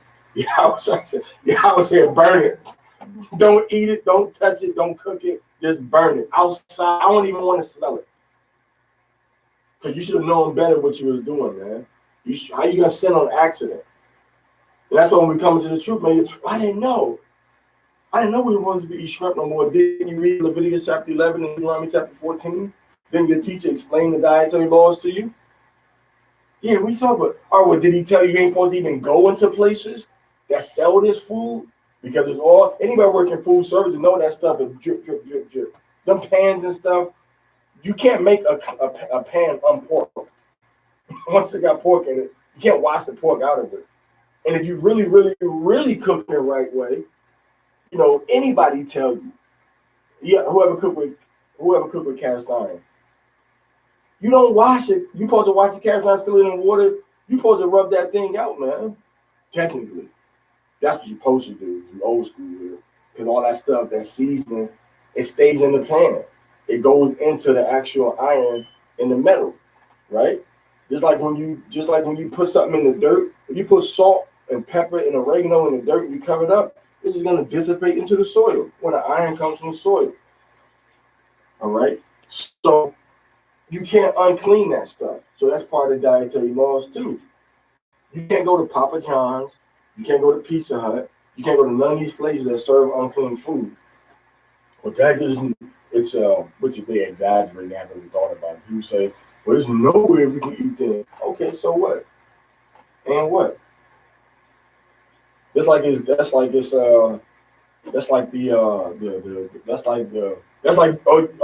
you know what that same spirit gonna lead you to, right? That same spirit gonna lead you. You gonna be in jail, man. Ain't no women around. You know what I'm saying? Now what? Now you're gonna have restraint now, right? When it comes to your belly and that unclean food, you don't got no restraint there, right? Oh, ain't no good food, ain't no women around either. So what you gonna do when you in jail now? Ain't no woman in jail. You see what I'm saying? So those are like I don't want to do it excuses. Like I really don't want to obey this commandment. I'm trying to think of a way to get away from keeping this commandment. I really want, you know what I'm saying? I really want these I really want these flautas, right? I really want these flautas. But I see they frying like shrimp flautas too. We by the ocean, they frying shrimp flautas too. Well, do you cut it on the same board? Do you use the same knife? Do you put it in the same oil? No, these are the kosher chicken and beef flautas right here. And these are the unclean Gentile shrimp flautas. They're not gonna tell you that, man. You know what I'm saying? So this whole scripture you read in Leviticus chapter 4 is about when you sinning on accident. But after a certain level of being in this truth, man, it shouldn't be no more accidental sins. But even the priest got touched by it. If the priest got touched by it, the bigger you stand, the more you had to lose. You was a little poor man, or I just bring a little bird. You was a rich man, or you was a priest, you was high up in society. Oh, you got to bring the bull, baby. You got to bring the bullock. You got to bring the bullock. All right. So know what is sin. Only way you can know what is sin is by reading these commandments. That's the only way you can know sin. You have to read the commandments. Go ahead and just read the 613 laws. Read those laws, and then the Most High will give you the spirit of discernment if you sincere. Like, hold up, this is like an extra law right here. Well, hold up, they left off. It's laws that the 613 laws don't even have that we know is supposed to be here. The inheritance laws, are not there. For man have two wives, and one loved and one hated. That's not in the 613 laws. All right. So here we see what? Here we see what he's reading right now, that this priest, this Levite, made a mistake. Now he got to pay. When he made that payment, Yahweh was like, man, just give me the fat and the other little stuff over here. Don't give me, I don't even want the whole thing. Take the rest of that and just burn it, man. Burn it. I don't want it. Okay? Quick verse. Leviticus chapter 4, verse 13. Uh-huh. And if the whole congregation of Yasharallah sin through ignorance, and the thing be hid from the eyes of the assembly, and they have done somewhat against any of the commandments of Yahweh concerning things which should not be done, and are guilty, and the sin which have sinned against it is known, then the congregation shall offer a young bullock for the sin, and bring it before the tabernacle of the congregation. So this one, everybody going off. The whole congregation have done wrong. So there's going to be times when the whole nation is going to be doing something that they shouldn't be doing, or going to be doing a sin that that we didn't know. You know what I'm saying? We didn't know that we might be going through the desert. For example, in the wilderness with Moses and them. We was there for 40 years. And we might just be walking and walking. We might look over and be like, that's a little, you might see like four rocks. So you might see 4 rocks, right? And when we see these 4 rocks, you can put the stuff on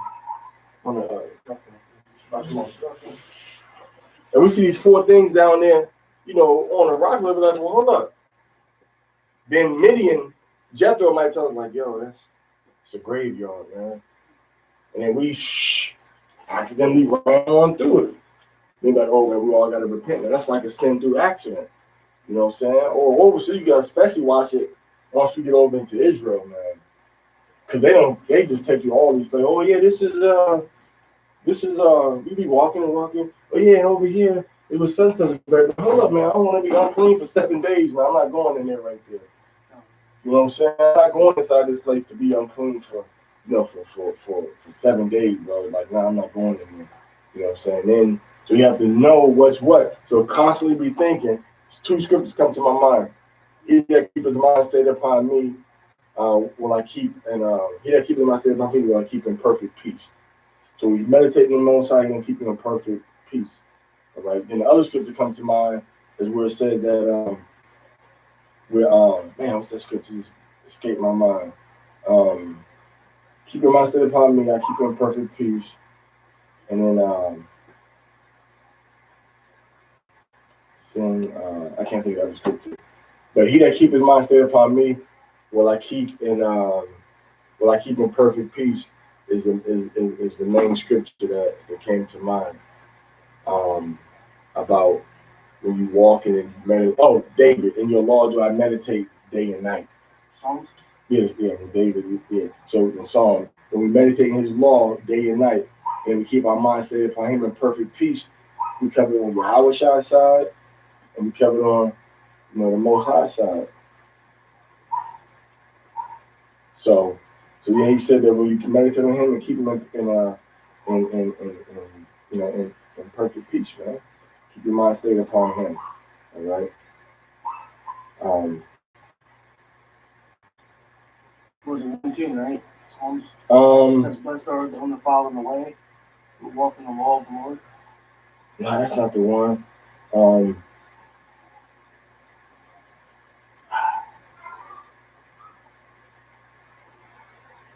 it says that. It said he that keep his mind. It said in your law do I meditate day and night. It's in Psalms. Psalms 1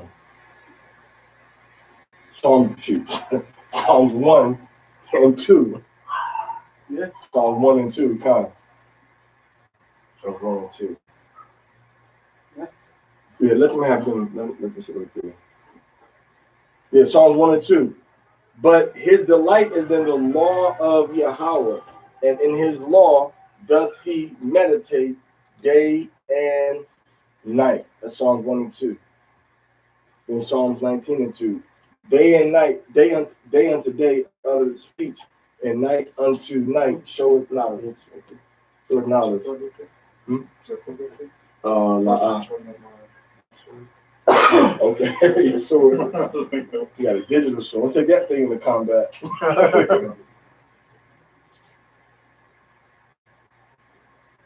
Yes, you might be able. Oh, here you go. And one thing Mexico teach you, boy, is that you can never have enough extension cords. You know how many sockets is in here? No. You looking at it. 1, 2, 3. Yeah. This one, we have to, you know, you have to innovate.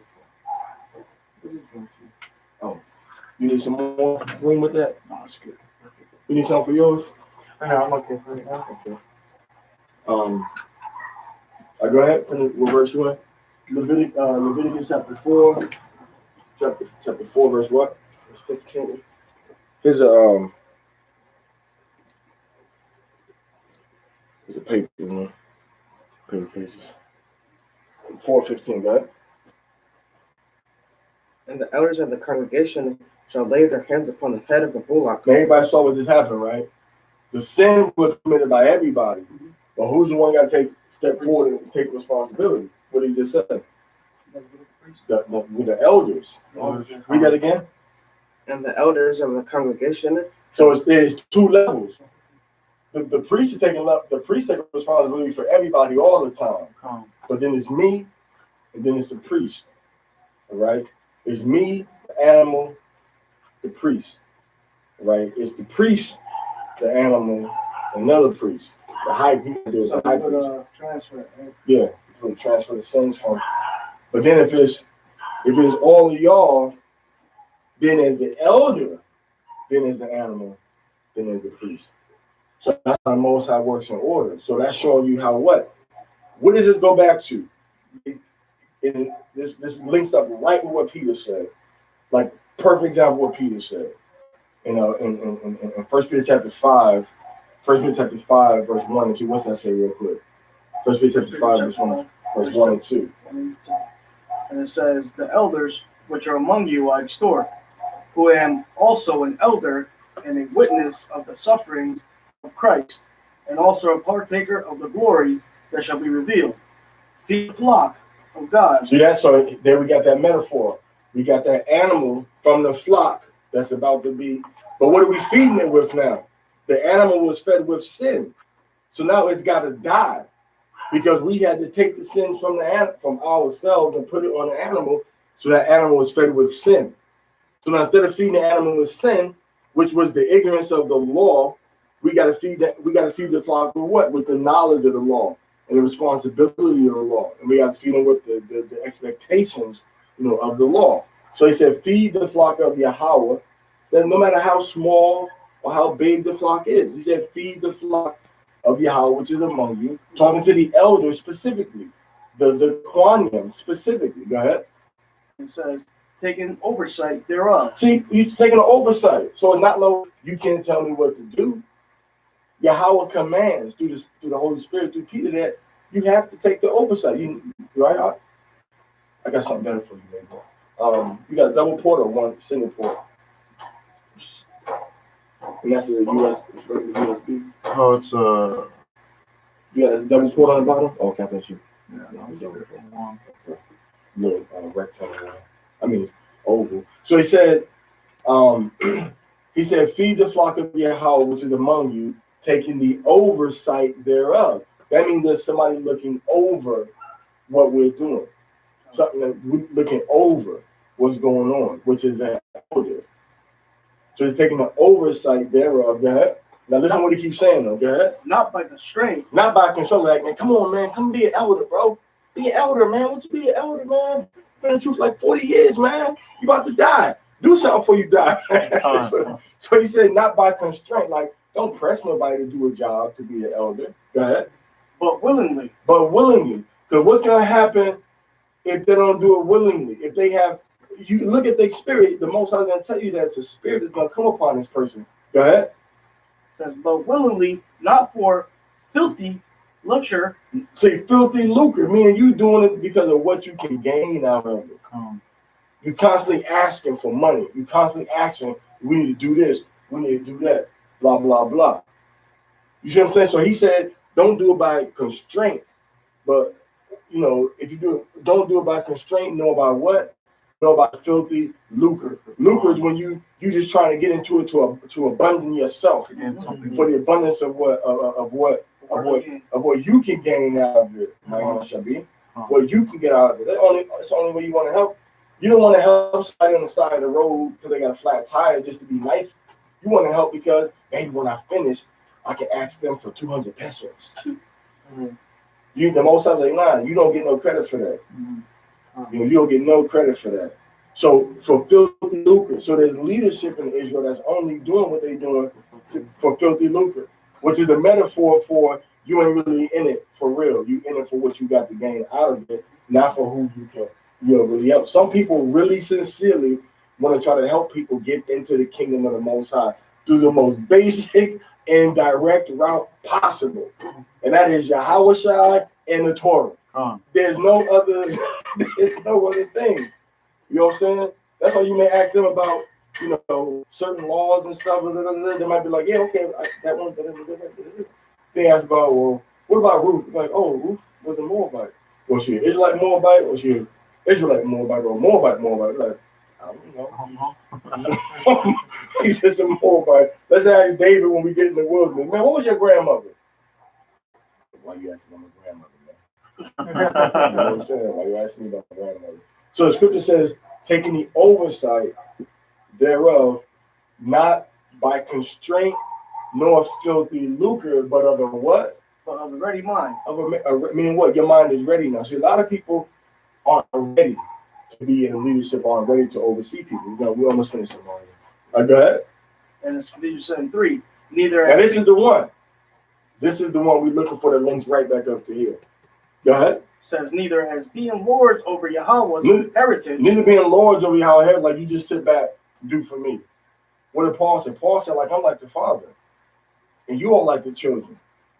So I'm going to have to give something to you instead of saying, hey, man, why don't you go out and get this and come back and give it to me? See, this is the thing. Paul did not equate his office to be, another version of a Levitical priesthood, where you got to bring everything to me because I'm doing all this stuff for you. But that's what the modern day churches do that. Where they get that from? The Catholic system. Israel didn't build no system like that. Yahshua did not build a system where, okay, we're like the priest now. Bring us all your money and tithes and offering, and we're going to delegate. How'd you become an accountant? Basically Israel like publicans now, man. Taking in all of this gain and stuff. Right, Shabath? Like taking in money and sending your tithes and sending your offerings, but the nation ain't growing, right? The nation is not growing righteously for the Most High. So the scripture says, what again? It says, but willingly, not for filthy lucre, but of ready mind. Not for filthy lucre, but of a ready mind. Go ahead. Neither as being lords over Yahweh's heritage, but being samples. Being what? Flock. Samples. That means what I do, you're supposed to be able to imitate me directly and get the same result I get. So I'm supposed to tell you what I'm doing directly for you to get that same result. Then it's up to you to imitate it to get that same result and a better result. That's what we really want to get to. We really want to get to where the students start to be on the same spiritual level as the teacher, not just you always being under here. Any good leader is training people under him to take his place. Any military, any government organization will tell you that. If you're not being trained to take the position of your leader because he trusts you righteously and humility, then it's a different agenda. Yahweh shall say, yo, man, feed the people, Peter, feed the sheep, Peter, feed the sheep, Peter. He said, yo, I don't want to do that, man. And James stepped up like, okay, well, James and Peter was working together. When we look in the book of Acts, they were working together. James was the baby brother, of Yahushua, but James wasn't down with Yahushua when he first started his mission. Peter was down with him. So he told Peter, said, man, watch over the people. And then Peter left, and Peter said, you know what, I got to go. Peter went over to Babylon. Peter moved to Iraq. Peter moved to Iraq, which is modern day Babylon. Peter moved to Iraq. He left this part of the world. I mean, not this part of the world, but he left. He left where he was at, Israel. He said, I gotta go further west. I mean, further east. Even Yahweh said, you know what? I need to go further west and go to the 7 churches in Asia Minor, which means that somebody had to go there and plant them communities of Yahshua over there. Right? So it says that now, you're not doing this thing for filthy lucre. It says you got a ready mind, and you feeding this flock of the Most High. Right, go ahead up. And it says in 4, and when the chief shepherd shall appear, he shall receive a crown of glory. There was something that I missed. What verse you in now? Well, I forgot. I'll read 3 again. It says, neither as being Lord over Yahweh's heritage, but being its samples to the flock. Yeah, read the next part after that now. And when the chief shepherd shall appear, he shall receive a crown of glory that fadeth not away. Something skipped. The part when it talks about give account. Oh no, that's when he talks about the flock directly, about the flock. Because he used flocks, talks about the sheep. He talks about having to give account as the elder. As the elder, which is what we see right here. Yeah, the flock. So the elders deciding and looking at, okay, how are we going to deal with the flock righteously? Right now, when we go to Hebrews, let's go to Hebrews 13 and 17. Hebrews 13 and 17. You ain't got no Hebrews on there. 13 and 17. And it says, obey them that have the rule over you. That's getting into the elders. That's getting into the structures that goes up the chain. Because everybody want to give orders, but nobody want to take them. And a lot of brothers put themselves in a position where they can only give orders. They ain't taking orders from nobody. I'm going to just give you orders. I'm going to just tell you what it needs to be done, how it needs to be done, and that's it. And then, you do this, or you don't want to do them, say, okay, pull a Donald Trump on them, man. You fired. You're fired. You know what I'm saying? You fired. Hit him with that DT. You know what I'm saying? You fired, man. So the Most High says what? The Most High says to obey. There's no shame in obeying a man. The whole system of Israel is set up with a chain of command. The whole world is set up on a chain of command. You see what happens to our people when Esau say stop and they don't want to stop? Shoot. Esau could not say stop and he still gets you.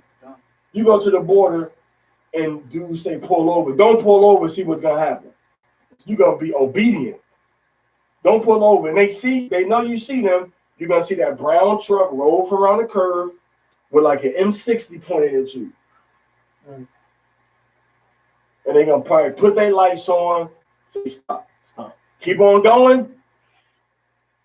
Hey, see you in that first resurrection. If you keep on going. So there's consequences to when you don't obey those that have the rule over you. Rule over you according to what? The laws and commandments of the Most High. Not at my whim, what I want you to do, what I think you're supposed to do, how I want you to serve me. You know what I'm saying? Yeah, man, these anatomics, man. These anatomics, they got them nice black ones, man. I need nice black ones for, when I'm doing the work, man, I have some cushion. You know what I'm saying? Them airs, man. I need some Air Max with the bubble cushion, man. Better yet, man, them Balenciagas, man, they really be comfortable with my feet, man. When I'm out there, You see what I'm saying? So he's saying don't do that, man. Go ahead, what it say? And submit yourselves. Submit. The elders got to submit to a council. And the council submit to itself and the people. It works. So it's a whole system and a chain of command. So he says submit to the elders. All right, go ahead. For they watch for your souls. Now listen what he's saying. This is what happens right here. So he says those that rule over you, and we're talking about the elders specifically right now, saying that the elders watch for your souls. Now this is what happened right here. Go ahead. As those that may give account. That they may do it with joy. That they may do it with joy. And not grief. For that is unprofitable for you. You see that? So now the elder got to come and be like, man, so they messed up and did this thing. Take care of this animal. And why y'all had to do that, man? You was on point. You was supposed to be watching everybody. You supposed to be watching everybody to make sure that we didn't go nowhere walking. We weren't supposed to be walking. And you got us walking right through what? A graveyard of all the places. Not a trash dump, a graveyard. Buried over with the sand, and they had the two markers. So you on your post, you know what I'm saying, as the squad leader, you supposed to know this markers in this part of the country means these are burial ground, and you supposed to go around it. But no, you let us right through it. And I told you, watch for these burial markers, but you didn't listen, you was disobedient, you didn't want to obey. Now I got to give account for it, you see? So in ancient Israel, when you did a mistake, a sin on accident, as the whole nation did not give account for it. It was only one, the elder, or the elders, depending on how it worked out. He had to go and be like, yo, let me be the one to represent the people in this particular case. So it's not just the priest, it's the elder. The priest had one job, two jobs actually, but the priest had one job, which was to teach to do the sacrifices. Levi had one job for all Levi, was what? To teach the laws of the Most High. To teach, enforce, and enact the laws of the Most High. You know what I'm saying? So that's that Hebrews 3:17 and that 1 Peter chapter 1, verse 1 through 3. Talking about the leadership, the obedience, the submitting, all right, and then the unselfishness, and then having to give an account. All right, go ahead. And he back to Leviticus. Chapter 4, verse 17, right? You in 17? Verse 18. 15? You in 15? Okay. And the elders of the congregation shall lay their hands upon the head of so the the elders, and then Peter was addressing the elders in 1 Peter chapter 5. Go ahead. Before Yahweh. Uh-huh. And bullock shall be killed before Yahweh. Uh-huh. And the priest that is anointed shall bring of the bullock's blood to the tabernacle of the congregation. And the priest shall dip his finger in some of the blood, and sprinkle it 7 times before Yahweh, before the veil. And he shall put some of the blood upon the horns of the altar, which is before Yahweh, that is in the tabernacle of the congregation. Right. And shall pour out all the blood at the bottom of the altar of the burnt offering, which is at the door of the tabernacle of the congregation. And he shall take all his fat from him, and burn it upon the altar. And he shall do with the bullock as he did, and with the bullocks for sin offering, so shall he do with this. And the priest shall make an atonement for them, and it shall be forgiven them. The priest will do what? Make an atonement for so who makes the atonement? The priest does. So the whole thing everybody should know is that person in the Most High, can't nobody make no atonement for your sins. Maybe like, well, I didn't say that. I said, can't nobody die for your sins. Okay, well, you saying can't a creature die or no?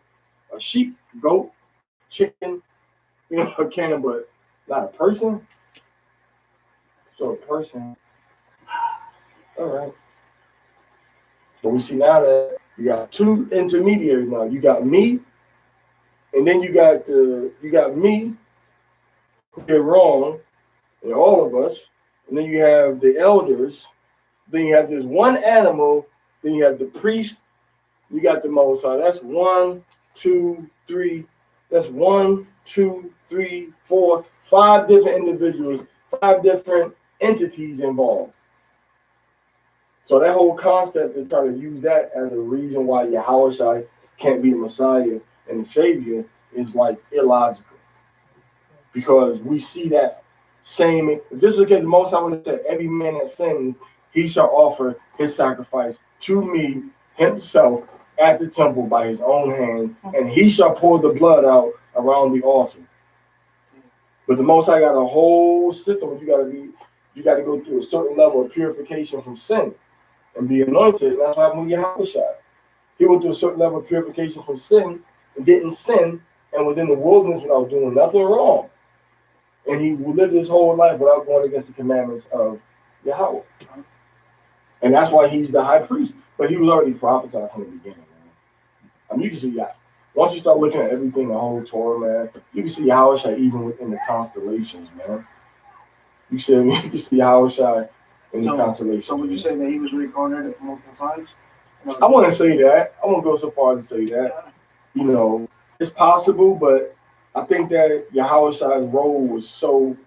People say that, but People say he was Adam, that he was Melchizedek. Well, he was Adam, then Melchizedek. They say he was Elijah. I never heard that one. Elijah. I heard Enoch too. I heard Isaac, and then I heard that I heard Solomon. Solomon, yeah. I heard Solomon. But my thing about that has always been, well, when you read the scriptures and you go into and look at Peter real quick. Look at 1 Peter chapter 1. Okay. Well, let's look at 1 Peter chapter 1. And it's sticking right there. 1 Peter chapter 1 and read verse 10, 11, and 12, Amaria. 1 Peter chapter 1, verse 10, 11.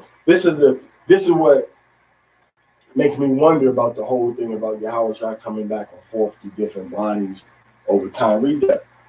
In which salvation the prophets have inquired them. So the prophets wondered about the salvation of Yahweh, how the Most High was going to bring repentance to everybody through one entity that He promised in the book of Genesis chapter 1, verse 3. Go ahead. And search diligently. So the prophets used to go and search the scriptures. Go ahead. Who prophesied of the grace that should come unto you. So the prophets did what? Prophesied of the grace. That's Moses prophesied of the grace that's going to come to us. And who else? Abraham, the Most High showed it to Abraham. All right. And in the time of Moses, even what's his name saw it. But Balaam saw it. Even David wrote about it, right? And then Solomon even wrote about it. And the Proverbs, some of the Proverbs are about Yahweh. And then David wrote about the Psalms, about Yahweh. Isaiah wrote about Yahweh. Ezekiel wrote about Yahweh. Hosea wrote about Yahweh. All right. And once again, Moses wrote about Yahweh. So all these time periods were some of the people that we say were the ones that were around when Yahweh, when another a version of Yahweh was on the earth. But you got a dilemma when you read this verse right here. These verses, go ahead. Searching what manner of time the spirit of Hamashiach. See that? They were searching what manner of time. Go ahead. The spirit of Hamashiach. The spirit of Yahweh, go ahead. Which was in them. Which was what? In them. So the spirit of Yahweh was in these men. As they were writing the prophecies, read.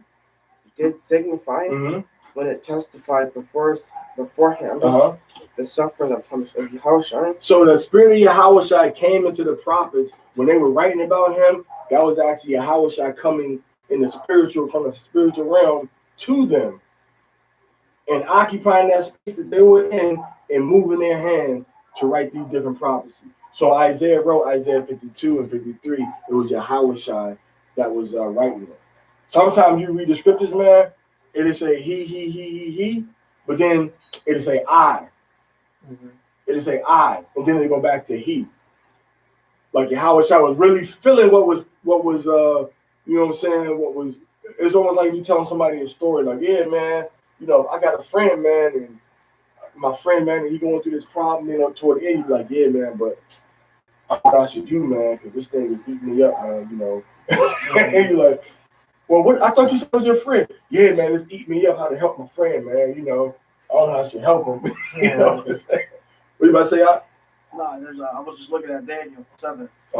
Like when he came to him in the vision. Yeah. And it says in 7:13, I saw in the night vision, and behold, one like the Son of Man came with the clouds of heaven and came to the Ancient of Days, and they brought him near before him.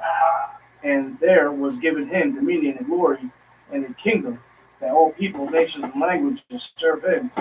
His dominion is an everlasting dominion, which shall not pass away, and his kingdom that which shall not be destroyed. So like you were saying, you know, he comes to them in the spirit. Show them exactly what's going to happen, man. Exactly. So my thing is this. But this happened throughout just about every generation.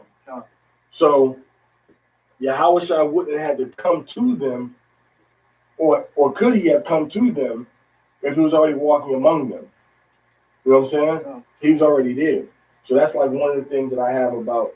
And plus, I think Yahushua's role is, when you look in the scriptures, Yahushua's role, there was only one time that the scripture says in who is man that thou art so mindful of him? Then it says that thou hast made him a little lower, than the angels. You know what I'm saying? But then there's another verse that says, for then since he must have suffered, for then must he have suffered since the foundation of the world. So you kind of got both ways, and I'm open to agreeing and disagreeing with brothers on that particular point. Any point that's not a point of salvation and repentance is a point that we can afford to disagree on. Any point that affects our salvation and our worship of the Most High and obedience is the point that we gotta clear up. You know, we gotta get that clarified. You know what I'm saying?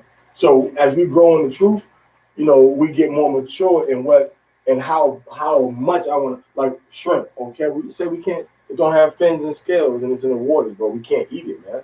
Now I'm gonna feed your children shrimp when they come to visit. No, you're not. Most I said, don't, bro. That's a false doctrine. The scales is really talking about something else, and the fins are talking about this and this. You can eat. So now me and you going back and forth. I'm like, nah, that's not you. So now we got a serious issue because now you're talking against commandments. But about Yahushua and where he was different generations, I don't see that as being against the commandments of the Most High. No. I see that as being something that is very plausible and probable because we know that the Most High send people. We know that the Most High recycles spirits. Even the Most High show us in Ecclesiastes, he said that you're going to do wrong and then you're going to be born again. And then when you're born back into life, I'm going to make you be born under a curse. And then when you die, you're going to die into another curse. So he talks about like 3-4 different phases. You born and you do wrong, then you die, and then you get born again, and then you die again, and you get punished again. So we see that cycle in where's that at, Mario? Ecclesiasticus. We're finishing Peter, right? We're finishing. We got Ecclesiasticus. Where is it, Mario? Oh, yeah, sure.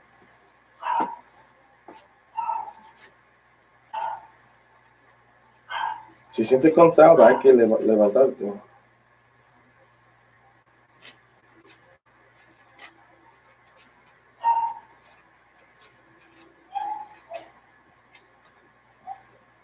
Yeah, Ecclesiastes chapter 41, verse 8, 9, and 10. This shows us that the Most High Yahweh does send spirits back and forth through the bodies of human beings, all right, after they die. What is that? Ecclesiasticus, what am I? Chapter 41, verse 8. Mm-hmm. Woe be unto you, ungodly man. So destruction to men that despise Yahweh. Ungodly. Go ahead. Which have forsaken the law of Yahweh. You turned your back on the commandments of Yahweh. Go ahead. For if you increase, if you get more and more stuff, go ahead. It shall be to your destruction. This is going to lead to your destruction. Go ahead.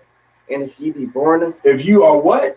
Born. How's he talking to somebody that's not born if he talking to them? He said, woe to you men that increase, that forsake the laws of the Most High. Now, how is he talking to a grown man and talking about the man being born? Somebody please explain that. Just like when he answered, Luke? Yeah, who did sin? Yeah, right. He said, how can you be born again? Right? Yeah, well, Nicodemus, how can you be born again? But remember the man, he said, who did sin? This man or his parents, and he was born blind. So how is he talking to a grown man and talking to this grown man being born? He got to explain that. Read that part again. Woe be unto you, ungodly men, right? Which have forsaken the law of Yahweh. Go ahead. For if you increase, it shall be to your destruction. If you increase, you're gonna just get closer to destruction. It's gonna get added on. You add on to your own destruction. Go ahead. And if you be born, if you are born, go ahead. You shall be born to a curse. Which means you're gonna be living, and then you're gonna die, and then you're gonna be born, and you're gonna get born into a situation where you're cursed. You might be born into a situation where you don't have where you're missing half of an arm, or you born into a situation where you got no neck? Or you born into a situation where you just might be born like with no testes and some type of hermaphrodite? Said that's a real bad curse. Cause you just okay. And if you die, If you what? So hold up. If you talk to a man, if you be born, now he's telling that man that was born, who was already living, he said, if you die, go ahead. a curse shall be your portion. A curse shall be your portion. So now when you die, now another curse is coming upon you. Go ahead. All that are of the earth Go ahead. shall turn to earth again. So now he's telling you, I'm talking about this natural cycle. You got to read between the lines. He said, all that are what? Are earth, are what? All that are of the earth shall turn to earth again. Meaning what? The minerals that's in our body, gold, aluminum, Iron. silver, iron, Iron. you know what I'm saying? Calcium, magnesium, argon, right? All that stuff is in our bodies. It's all going back to the earth again. Go ahead. So the ungodly shall go from a curse to destruction. So the ungodly go from a curse to destruction. You see that? So that's the whole cycle. What you got? It says, all go on to one place, all of the dust, and all turn to the dust again. Ecclesiastes 3:20. Come. So you the dust, and you go to the dust again. So that's a snippet of it. You go to the dust, and what happens? You go to the dust, and Moses said, now you're gonna be born to a curse. But everything returns. Yeah. Everything returns. It's a cycle. The dust goes down, and then the spirit goes up to the Most High. Do you think that has part to do with the mercy that Abishai gave us when it came to being offering? Yeah, I think it was already installed before Yahushua, because there was a lot of souls that sinned and was marked for death and destruction. Man. The Most High, had mercy on all of us from them, because we the same ones coming back. Yeah, so that mercy was already there. All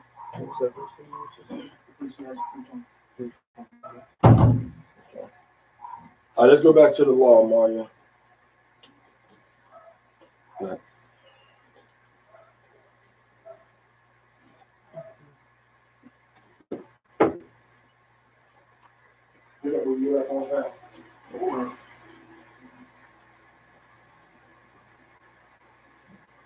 Leviticus chapter 4, verse 21. And he shall carry forth the bullock without the camp, and burn him as he burned the first bullock. It is a sin offering for the congregation. When a ruler hath sinned and done somewhat through ignorance against any of the commandments of Yahweh, his Elohim, concerning things which should not be done, and is guilty, or if his sin wherein he hath sinned shall come to knowledge, he shall bring his offering, a kid of the goats, a male without blemish, and he shall lay his hand upon the head of the goat, and kill it in the place where they kill the burnt offering before Yahweh.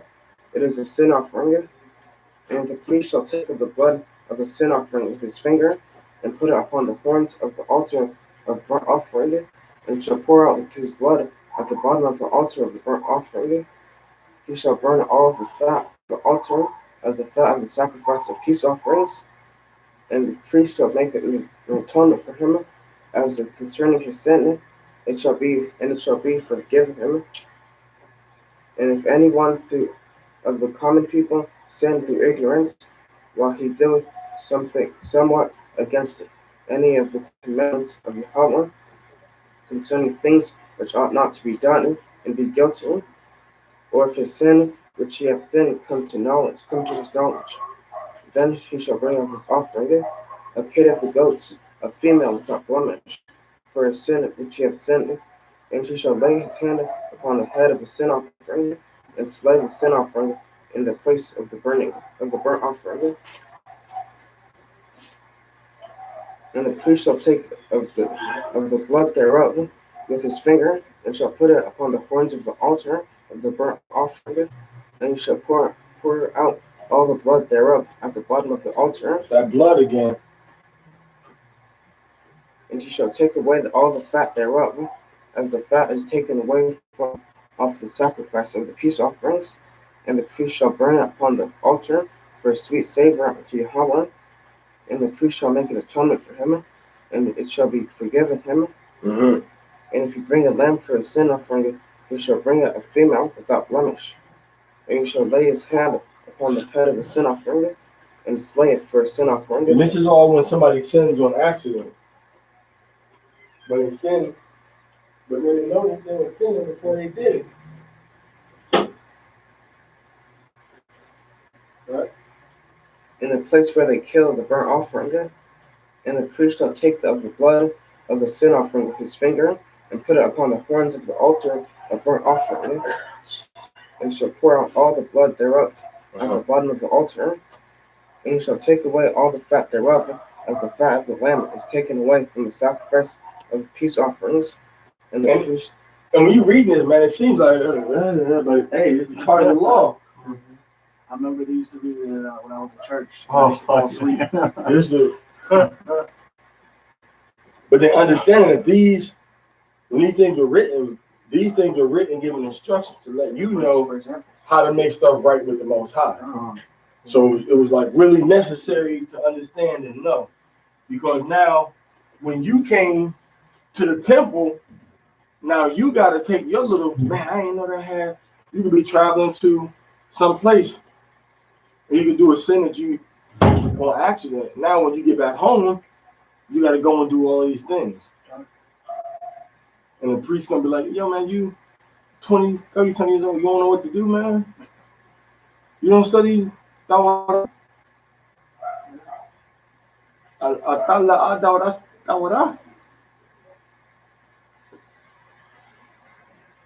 See? Nah, because you didn't know what the kalab was, man. You didn't know what the kalab was. Go ahead. Upon the altar, according to the offerings made by fire unto Yahweh, and the priest shall make an atonement for a sin that he hath committed, and it shall be forgiven him. And there's levels. These are all showing you these are all showing you examples of standards, man. Because remember, the higher you were up in a society, the more responsibility and expectation that they had out of you to do right, the bigger your sacrifice had to be once you messed up, man. Now you got to pay this price for this sacrifice because you're doing the wrong thing in the eyes of the Most High. Now you got to spend your money to go get a lamb or a bullock, or you got to spend your money to go get imagine you go to get some chicken, man, a nice plump healthy chicken, and you got to go just kill them. Or you got this nice turkey, or you got to just go kill them. You got these nice pigeons, you know what I'm saying, like what do they call that, like a Cornish hen or quail? Good, And now you got that good meat. I got to just burn it because I made this mistake.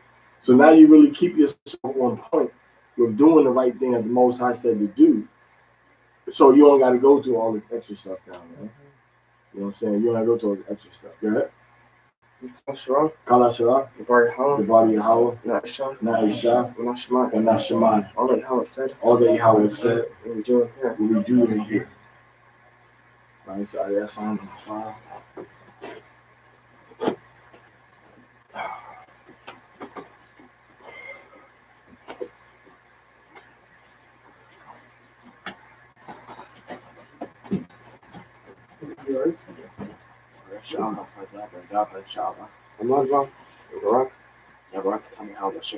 Yeah, but I can tell you how about Shimon Hoshai.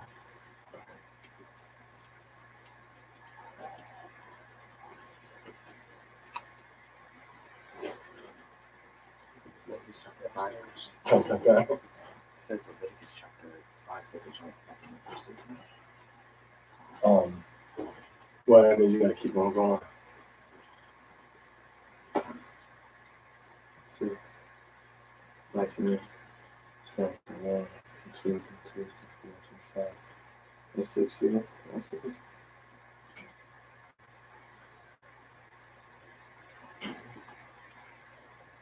End of Parashah. See? end of it right there. That's the end of it. Okay. Leviticus chapter 5. And if a soul sin and hear the voice of swearing, and is a witness, whether he hath seen or known of it, if he do not utter it, then he shall bear his iniquity. Or if a soul touch any unclean thing. So if you know something that happened against the laws of the Most High, you can't be like, I ain't gonna say nothing. It's not my business. I have nothing to do with it. When they call you and ask you, man, you gotta say, yeah, I seen this person stab this person. I saw what happened. You can be like, now that's my people's, or that's not my business, or I'm not gonna snitch. You dealing with Yahweh's law and somebody sinning against the Most High. You ain't dealing with Esau. So in Yahweh's law, when the violation happened, man, it had to come out. That's respect to the person. You know, so, I know this person. I'm not gonna tell nobody nothing wrong happened that they did. You had to say what happened. Like that.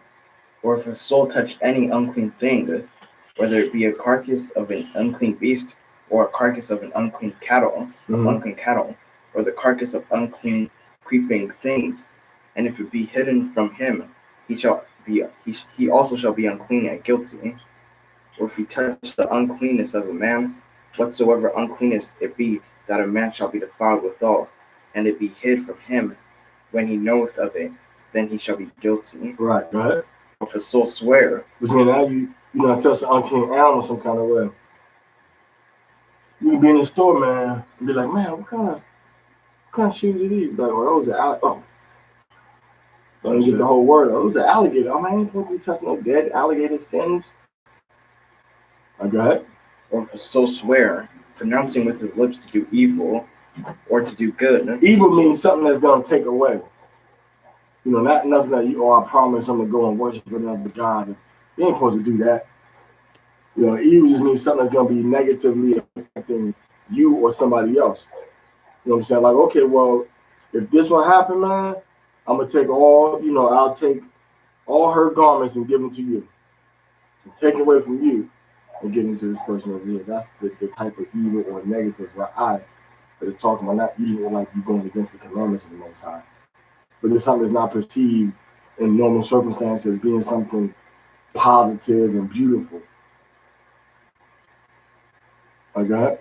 Whatsoever it be that a man shall pronounce with an oath, and it be hidden from him, when he knoweth of it, then he shall be guilty in one of these. So you might have made an oath or a promise, and then it comes out that this is what the promise is or the oath is that you made.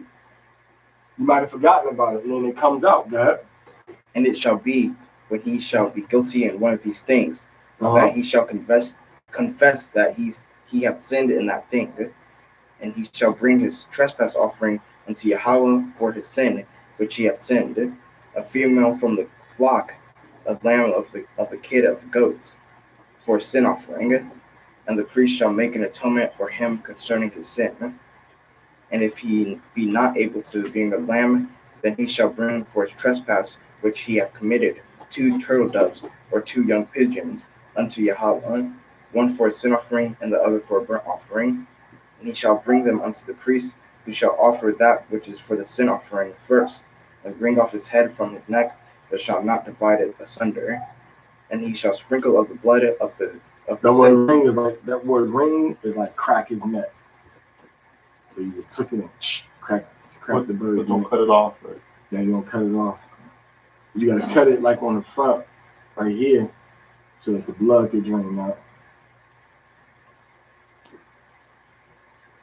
He shall sprinkle of the blood of the sin offering upon the side of the altar, and the rest of the blood shall be run out at the bottom of the altar. It is a sin offering. And he shall offer the second for a burnt offering, according to the manner, and the priest shall make an atonement for him for his sin, which he hath sinned, and it shall be forgiven him. But if he be not able to bring 2 turtle doves or 2 young pigeons, then he that sinned shall bring for his offering the 10th part of an ephah of fine flour for a sin offering. So the Most High said, you know what? If you can't bring the bird, you can't bring this, you can't be that, man, just give me some flour. So the Most High said, I'm going to work with you, man. Just be real with me, and I'm going to be real with you. You work with me, I can help you out if you falling short. So Most High said, you made this thing, you did this wrong, you can't afford to get this she-goat. All right, man, just bring some flour. Can you do that? You can bring me some flour. You know, so the Most High is merciful. His mercy endures forever. So he made a way for all of us, you know what I'm saying, to come to him with no excuse. Once we do wrong, and that's why a lot of people say, well, no, I'm waiting until I do such and such to come around. You got to come to the Most High as you are. And then in time, you know, that stuff that you're doing, you ain't supposed to do, you know, the Most High help you stop that stuff once your spirit is sincere. Okay. He shall put no oil upon it, neither shall he put any frankincense thereon, for it is a sin offering. Then shall he bring it to the priest, and the priest shall take his handful of it, even a memorial thereof, and burn it on the altar. According to the offering made by fire unto Yahweh, it is a sin offering. And the priest shall make an atonement for him as touching what his sin that he hath sinned in one of these, and it shall be forgiven him. And the remnant shall be the priest as the meat offering.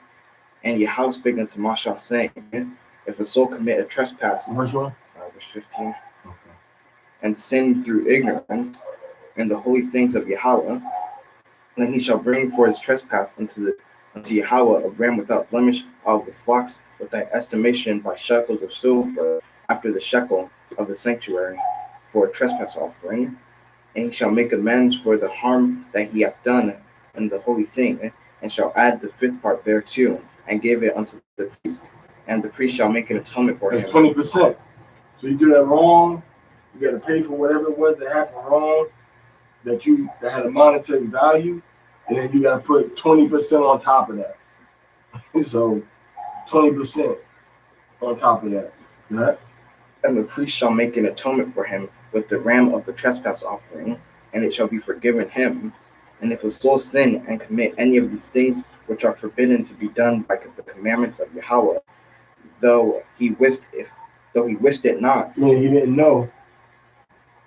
Yet is he guilty. So he knew it not, but he's guilty. He did it. Yeah. And shall bear his iniquity. Meaning you can't escape. Well, I didn't know.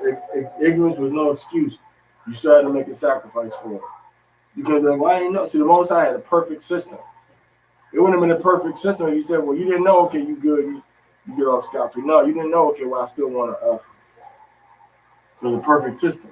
Right? And he shall bring a ram without blemish out of the flock, with thy estimation, for a trespass offering unto the priest. And the priest shall make an atonement for him concerning his ignorance, wherein he erred and wist it not.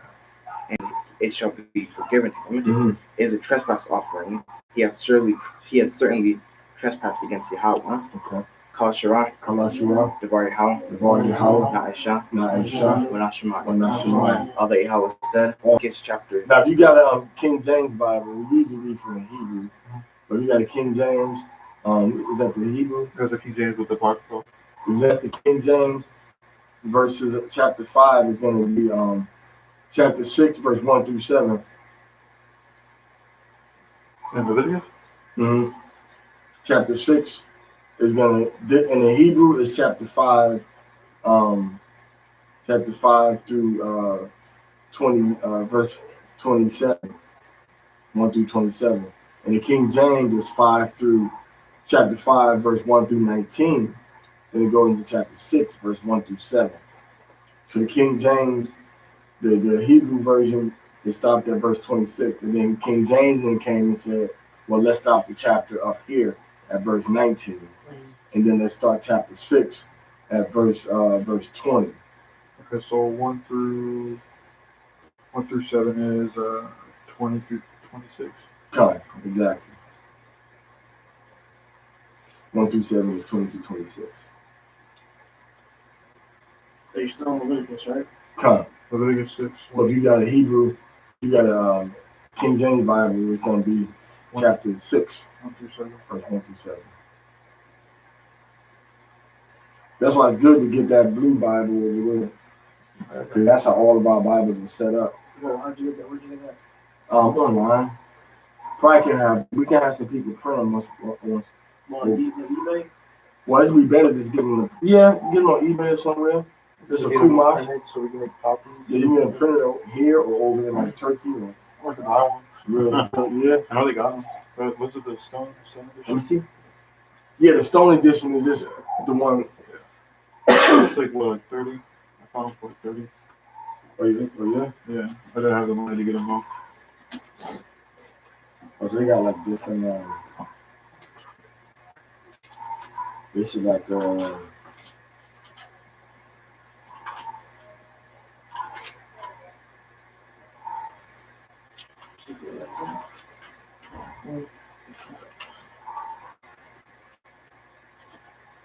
it's like 1,044.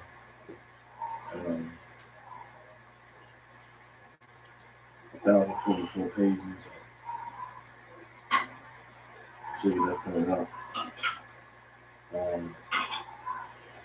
52,000.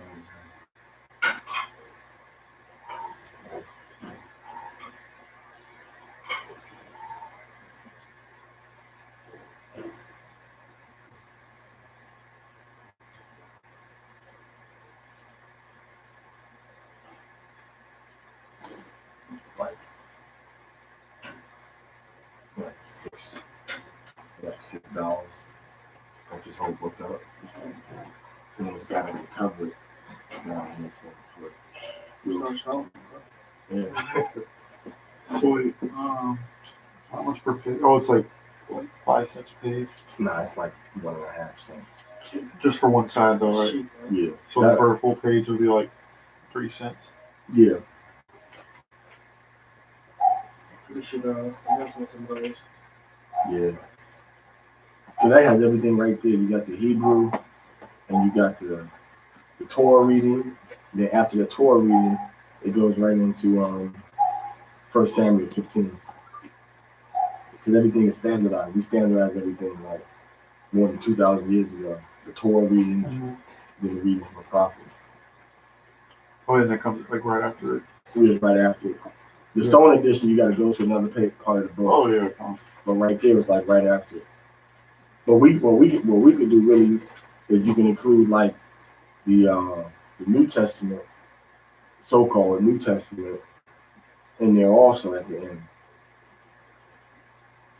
Maybe a few more pages, but Because at the end of Leviticus it goes into Isaiah. which one? Which chapter is Leviticus? Leviticus, that's chapter 5. See, chapter 5. And it goes to verse 26. And then after that, it has Isaiah 43. Mm-hmm. 43. Verse 21 through 44. Yeah, 1 Samuel. I think they got it from. We agreed all to use. Mashra Yashala agreed to use TorahPortion.org. Oh, Yeah. So whatever the TorahPortion.org has, and that's the one that we use.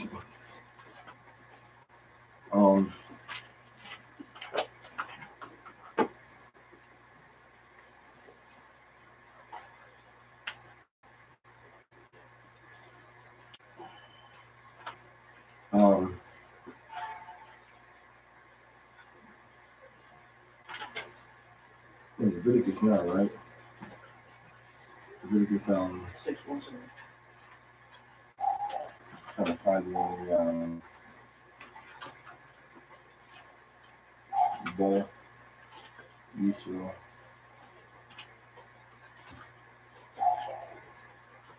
Leviticus 30.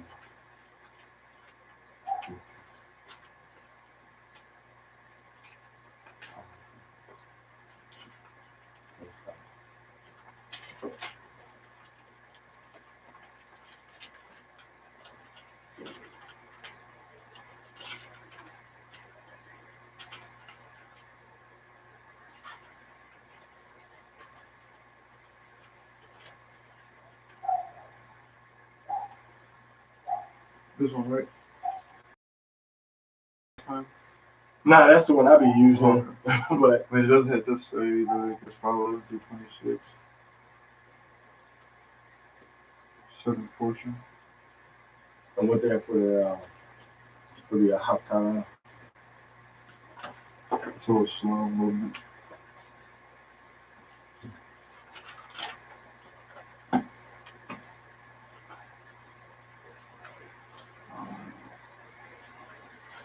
Somebody can write down the Wi-Fi for you, maybe.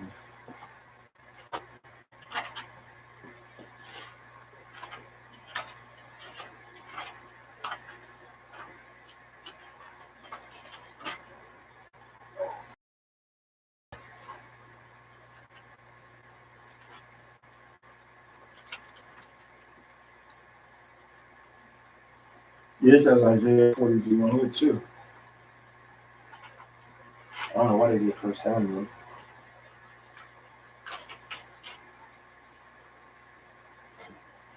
Yeah.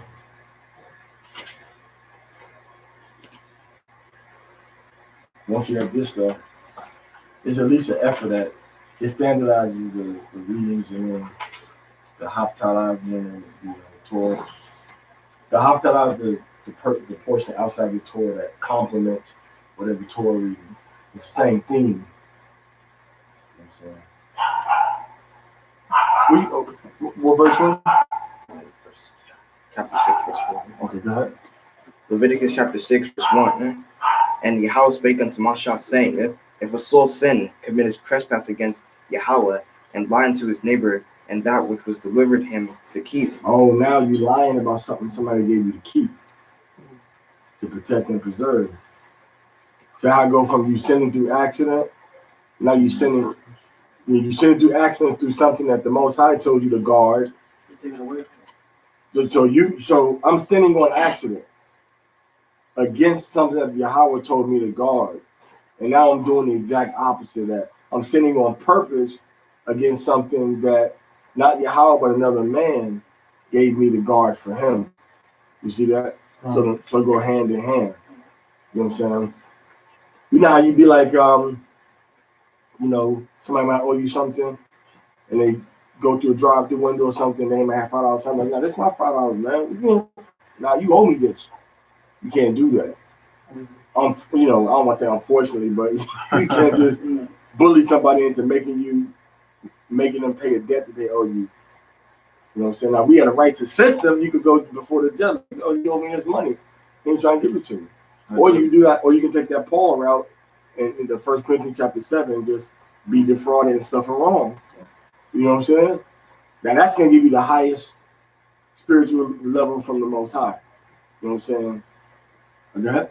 Or in fellowship, or in a thing taken away by violence, or hath deceived his neighbor. So you strong arm somebody. Israel had all types of people, man. So you stole something, you took something from somebody on purpose. You didn't really steal it. You just took it away without their permission, but they knew you took it. That happened when I went to Summit. Now that was stealing. Yeah, that was a theft right there. Huh? Whoever did. So you had something that they said, well, this is my blanket now. No, well, I didn't see it good, but they stole a blanket from me and 2 shirts. 3 shirts. Right Disappeared. And a couple other brothers got stuff sold too. I don't know what stranger is gonna be like, oh, I need this Shikari shirt like that.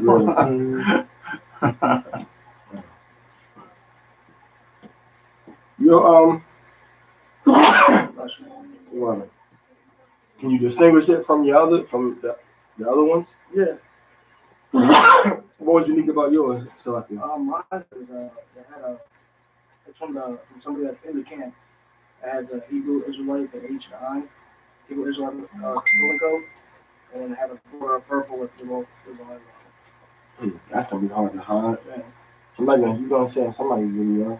Oh man, I thought this was mine, man. It was. Well, they were brand new, so he probably jacked them. Probably sold them to somebody. That's what I'm thinking. Man, Israel, boy. With the Most High dealing with the same situation, man. Our people haven't changed, man. Even if you're in the truth, too. Still people Yeah. They come in, they jump over the wall. So Judas was in the truth. Yeah. All right, go ahead up. Or hath deceived his neighbors. So you deceive your neighbor and you got something by trickery from me. You tricked me into giving you something. Go ahead. or found that which was lost, So you find something that somebody else lost. Go ahead. and lied concerning it. And he said, I don't know what this is. I don't know this. I don't know nothing about that thing. I just found it. You know, I found this bag full of this stuff right here. You know, I found this bag. I don't know who. You know, and I don't know what a black bag is. I don't know what a black Siemens Medical Solution diagnosis bag is at. I don't know where it's at, officer. Have a good evening. Or money. You got a search warrant? No, you can't come in and look for nothing. Man. All right, go ahead. And sweareth falsely, So I swear on everything. I swear on everything. I swear on my goldfish Goldie. You can't swear on Goldie and be lying. The Most High didn't say what you swear by. He said you swear falsely. You're making a promise that something is true. You're telling a lie. Go ahead. in any of all these that a man doeth, sinning therein. So whether you took something from somebody from accident, you found something, right? You say something is yours, you know it's not yours. You took it by violence, and then you say you didn't do it, and then you lie about it. You swear falsely, God. Then it shall be, because he hath sinned, Because he committed this sin, God, and is guilty, that he shall restore that which he took away violently. He shall restore that which he took away violently. Go ahead. Away, or the thing which he hath got, that he hath deceitfully gotten, or that which was delivered him to keep, Go ahead. or the lost thing which he found, or all that about which he hath sworn falsely. He shall even restore it in the principal, and shall add the fifth part more thereto. The fifth part. So if I found out that somebody, stole $100 from somebody, and I'm sitting as a judge, I'm supposed to be like, brother, you stole Zayatan's $100, man. And you got the video footage. You got the video footage. All right, you got the witness. It's seen you take it. So you need to pay him that $100 plus a fifth part. That's 1 out of every 5 of 100, which is 20%. So you owe $120. If it's 1,000, you owe $200. If it's 10,000, you owe 10,000 plus an additional $2,000. You owe $12,000. You see? So you saw the principal plus. I read that part again. He shall even restore it in the principal, and shall add the fifth part more thereto. Is that restore it in the principal? Okay, go ahead. And give it unto him to whom it appertaineth in the day of his trespass offering. So you got to bring an offering. You was a thief. You got caught. You got to take your offering to the Most High. And you better not steal your sacrifice animal either. You better go buy that animal. That's what going into Malachi when it said, "Cursed be the he that offered up to the Most High," man. The Most High probably put him to death right there. Man, why he died? I don't know, but my sheep is missing. Israel, man, we some evil people, man. We all nice and benevolent toward other nations, man. When it comes to our own people, boy, man, we evil toward each other. What verse is that? Oh, yeah, son. Verse 5. Which is what, 19 and 24, right? Because principal at the go ahead. And he shall bring his trespass offering unto Yahweh. So his guilt, bring it to Yahweh, go ahead. A ram without blemish out of the flock, with thy estimation for a trespass offering unto the priest. Of proper value, go ahead. And the priest shall make an atonement for him. The Kohen makes the priest, go ahead. Before Yahweh, and it shall be forgiven him for anything of all that he hath done and trespassing therein. Now he gets forgiven for that. He gets forgiven for that. So that's good. The Most High didn't just, put the label on you and you can never get rid of it. He said, okay, you're forgiven now. You got to put in work. Yeah, you got to pay 20% and what you stole, and you got to go get an animal and make a sacrifice to the Most High. And nobody gonna want to really want you around him anymore. Because you be stealing stuff, man. Like, your brother be stealing stuff, man. He cool, but he can't be stealing stuff, man. You got to pray for him. We're going to pray for him with him waiting on the outside. We're going to pray for him. Everybody you pray, like, nah, keep your eyes open and pray with this brother down, man. And pray with that brother eyes closed. You close your eyes, boy. The Bible, wake up your Bible. Who stole my Bible? You know what I'm saying? I ain't steal your Bible. You stole my Bible, what? That's wicked. Why sound like a Bible when I pat you on your chest, man? That's my pocket right there, man. So my pocket. You know, so you can't break these commands. You can't be stealing from people, man. That's my phone. You know what I'm saying? My phone. My phone with a cardboard cover. Right, go ahead. That was for 7. Okay, that's verse 7. All right. You ready, 1 Samuel chapter 5, verse 1 through 34. You ready for that? That's that phone right there. What? Let me look at my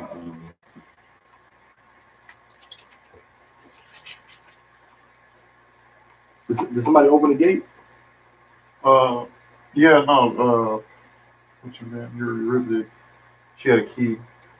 Oh, okay.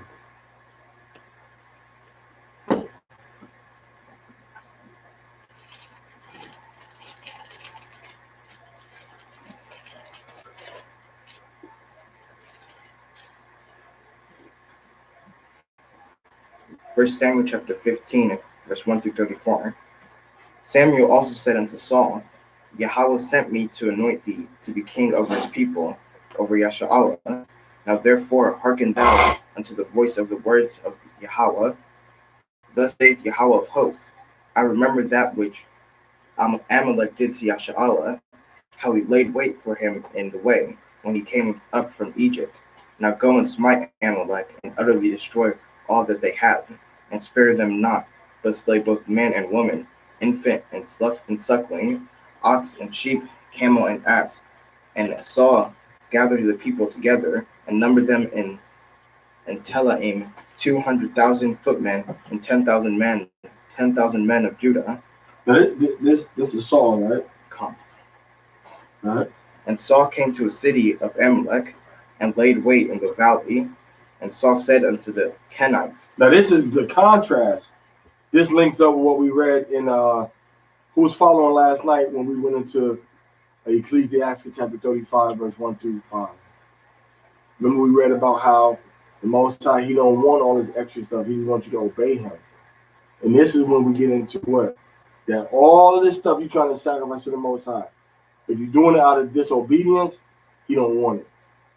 He'd rather you be obedient to him than say that you got something special that you're going to offer to him.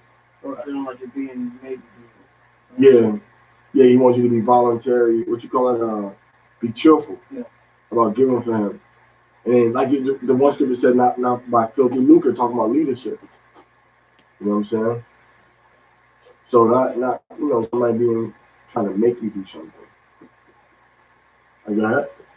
Go, depart get you down from among the Amalekites. Amalekites are the so-called Ashkenazi, and the so-called the rulers of this world also. Even the ones that call themselves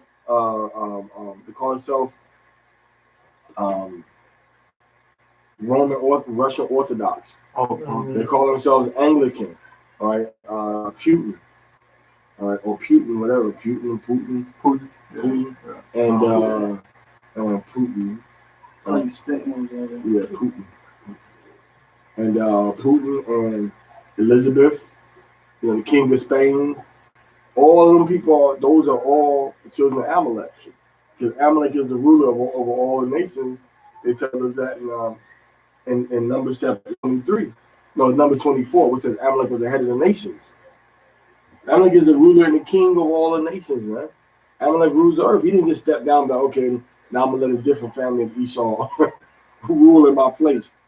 They know what they're doing behind closed scenes, man. That's why they did things where show that all U.S. presidents was related, man. Oh, That's yeah. Yeah. Hey, that's coincidental. That means the Electoral College, when they're choosing the president, they know more than what they have more knowledge than what the general public puts out there. They're talking about the super delegates, the Electoral College, and how they get their own. They pick the president, not one man, one vote, but the Electoral College according to who they want to represent. they choose the president, right? So when they doing all of that, you know, they choose the president.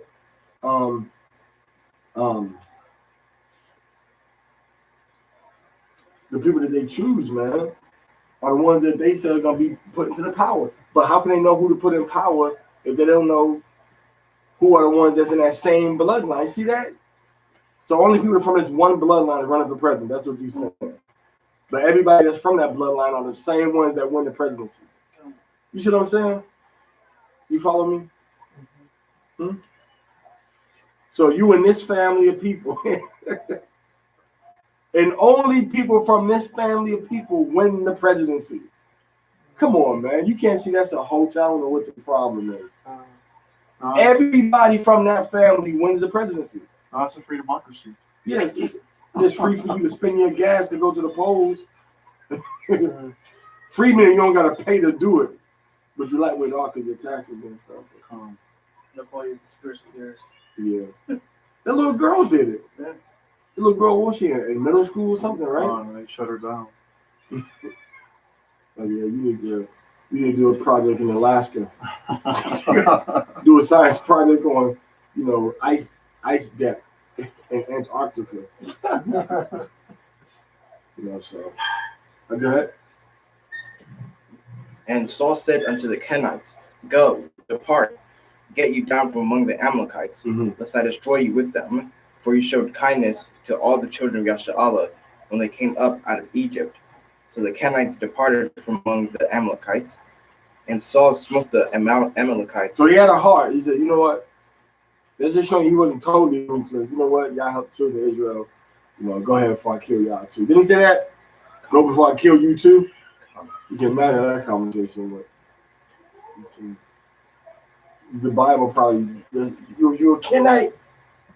You got about 10 minutes to get out of here, get all this stuff and leave, or you dying with Amalek too. That just reminded me of in the beginning when you see him as his image. Huh. So they have a lot of the traits and things that the Father does as well too. Yeah. So when you think about it, The 80 y'all get in here, rest of y'all about to die. Yeah. We see how the Most High operates. And he operates on that same type of level. You know what I'm saying? Put this blood on your door. And then kill everybody else. Yeah. You cannot get out.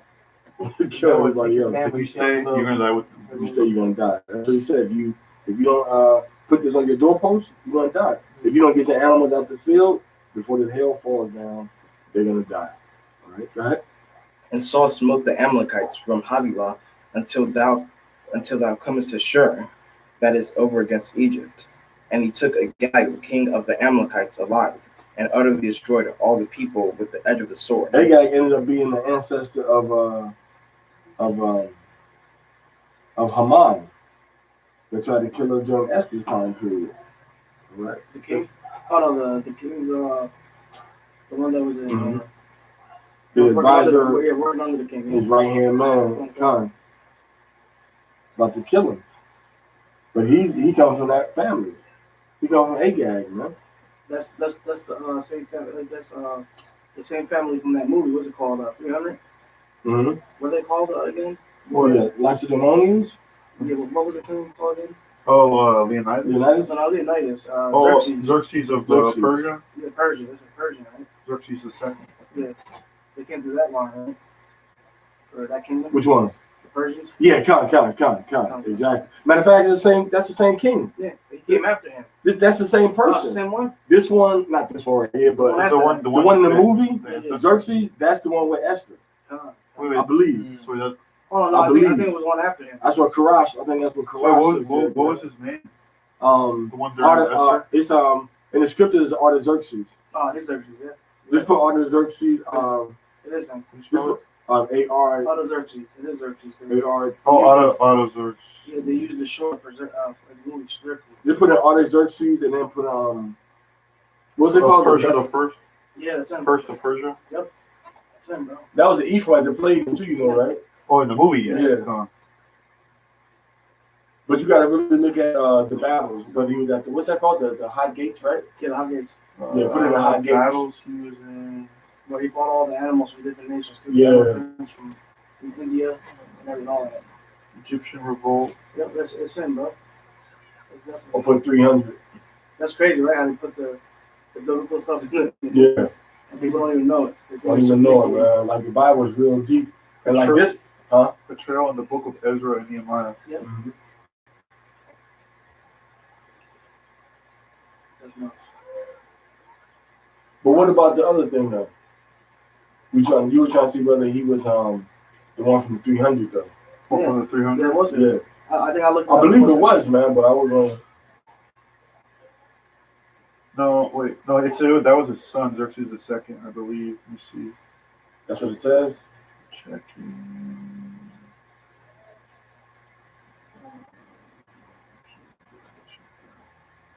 So I know, like,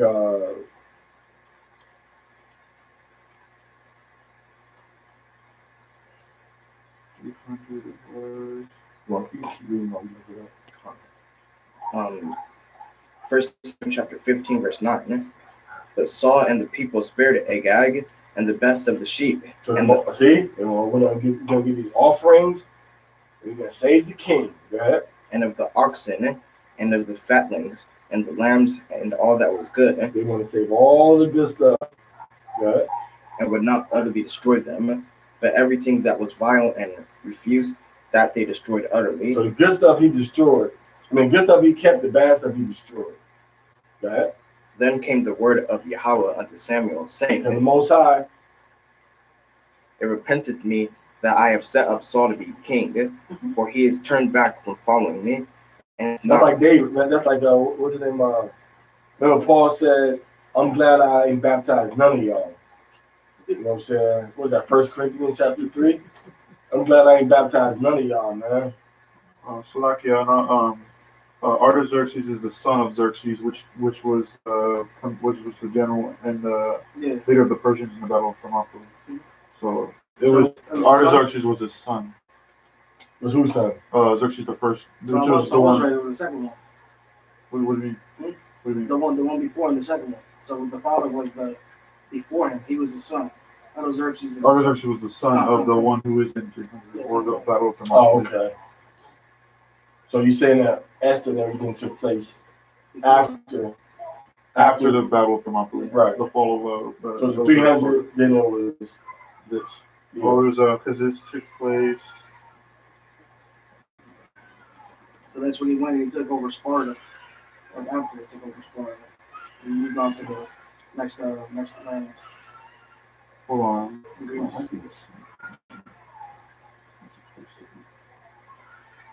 Okay. and hath not performed my That's only commandments. just something else. And it grieved Samuel, and he cried unto Yahweh all night. Read Samuel or read Saul? Samuel, and it grieved Samuel. What is he? Read the verse before that. Then came the word of Yahweh unto Samuel, saying, Uh-huh. It repenteth me that I have set up Saul to be king, Oh, okay. for he is turned back from following me. So you know that?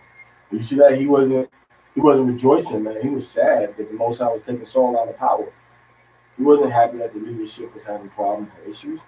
He was sad the leadership was having problems and issues. Well, he warned them before they chose the king. He said they don't want to follow me the way they're supposed to. All right, let them have the king then. Let them be like the heathen. You don't want to listen. All right. And hath not performed my commandments. And it grieved Samuel, and he cried unto Yahweh all night. And when Samuel was, man, literally, this grown, powerful man just crying, man. Crying all night. Because the Most High said, I wish I never would have made this guy leave. So he's crying. That's a hard blow, man. Right. So the Battle of Thermopylae was 20 years before Artaxerxes the first. But when did he conquer, when did Esther come in there? That was 465 BC. Well, no, that was like as far as daytime records. that was like 420 BC. Mhm. And then because the Battle of Thermopylae was in 480 BC, so that was like 60 years before the things that happened with Esther. Okay. See. But how long was Israel in there before Esther was even born? Because Esther she wasn't that first. You like Daniel was the first wave. I've been in it for a while. Yeah. For a little Almost while. 100 years, probably Con. like 80 years. Because it says, this was Babylon the first month of the 7th year of Xerxes' reign. Artaxerxes? Artaxerxes' reign.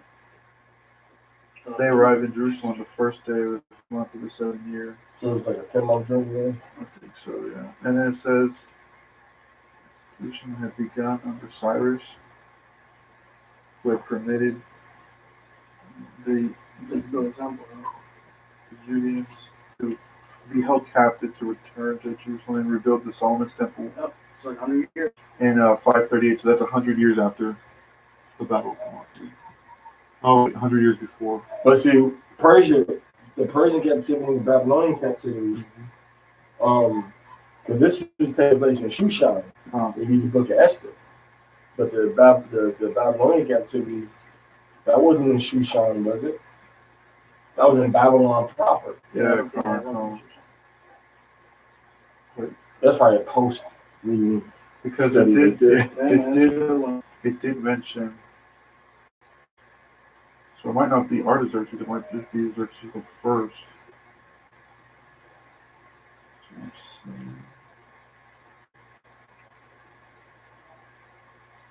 Is Xerxes from 300 in the book of Acts to the same Xerxes? That's probably what you need to ask. I think it might be. I think it is sure too. it is. I remember I was tripping like, yo, this is. I remember when I heard it and I saw it, in my mind I made that immediate. Okay, so this is him then. It wasn't like a question mark. It was a exclamation Yeah, it's in point. the book of Ruth. Go ahead. And Samuel rose early to meet Saul in the morning, and was told Samuel, saying, Saul came to Carmel, and behold, he set him up a place, and is gone about, and passed on, and gone down to Gilgal. And Samuel came to Saul, and Saul said unto him, Blessed be thou of Yahweh, I have performed the commandment of Yahweh. And Samuel said, What meaneth then this bleating of the sheep in mine ears? And So you heard the Most High said, why this animal still alive? What did this sheep and what did this bad in my ear mean? You do what the Most High said to do. Go ahead. and the lowing of the oxen which I hear. Man, dude. He's in fist. But that's really, man, I didn't go above what the Most High said to do because you got a better idea than he has. No, he says it too in the word, where sons is like a father and he chastises like sons. Yeah. So, sons sometimes they call back to the parents, right? They got that attitude, man. I told you to do this, man. He like, nah, I'm not gonna kill all this stuff. I'm gonna give it to you. Disobedient, like your father. And it's funny because he gives you a chance, and then if you don't listen, I'm out. Yeah, pow. Yeah. And Saul said, They have brought them from the Amalekites, for the people spared the best of the sheep and of the oxen to sacrifice unto Yahweh the Elohim, and the rest we have utterly destroyed. Then Samuel said unto Saul, Stay, and I will tell thee what Yahweh hath said to me this night. And he said unto him, Say on. And Samuel said, When thou wast little in thine own sight, wast thou not made the head of the tribes of Yashar'Allah, and Yahweh anointed thee king over Yashar'Allah? And Yahweh sent thee on a journey and said, Go and utterly destroy the sinners, the Amalekites, and fight against them until they be consumed. Right. Wherefore then didst thou not obey the voice of Yahweh, but didst fly upon the soil, and didst evil in the sight of Yahweh? And Saul said unto Samuel, Yea, I have obeyed the voice of Yahweh, and have gone the way which Yahweh sent me, and have brought Agag, the king of the Amalek, and have utterly destroyed Amalekites. But the people took of the spoil, sheep and oxen, the chief of all of the things which should have been utterly destroyed, to sacrifice unto Yahweh the Elohim in Gilgal. And Samuel said, Hath Yahweh as great delight in burnt offerings and sacrifices, as obeying the voice of Yahweh? You see that? So we just read that all these sacrifices, but when you keep the commandments, you bring sacrifice enough. Read. Behold, to obey is better than to sacrifice. To obey is better than sacrifice. That's the term. Obedience is better than sacrifice. And to hearken than the fat of rams. For rebellion is as the sin of witchcraft. So when you disobey the Most High, man, you might as well be, sage smudging. Go sit in the corner. Like little voodoo dolls, huh? What you say? Might as well go sit in the corner. Yeah. What'd you say, voodoo dolls?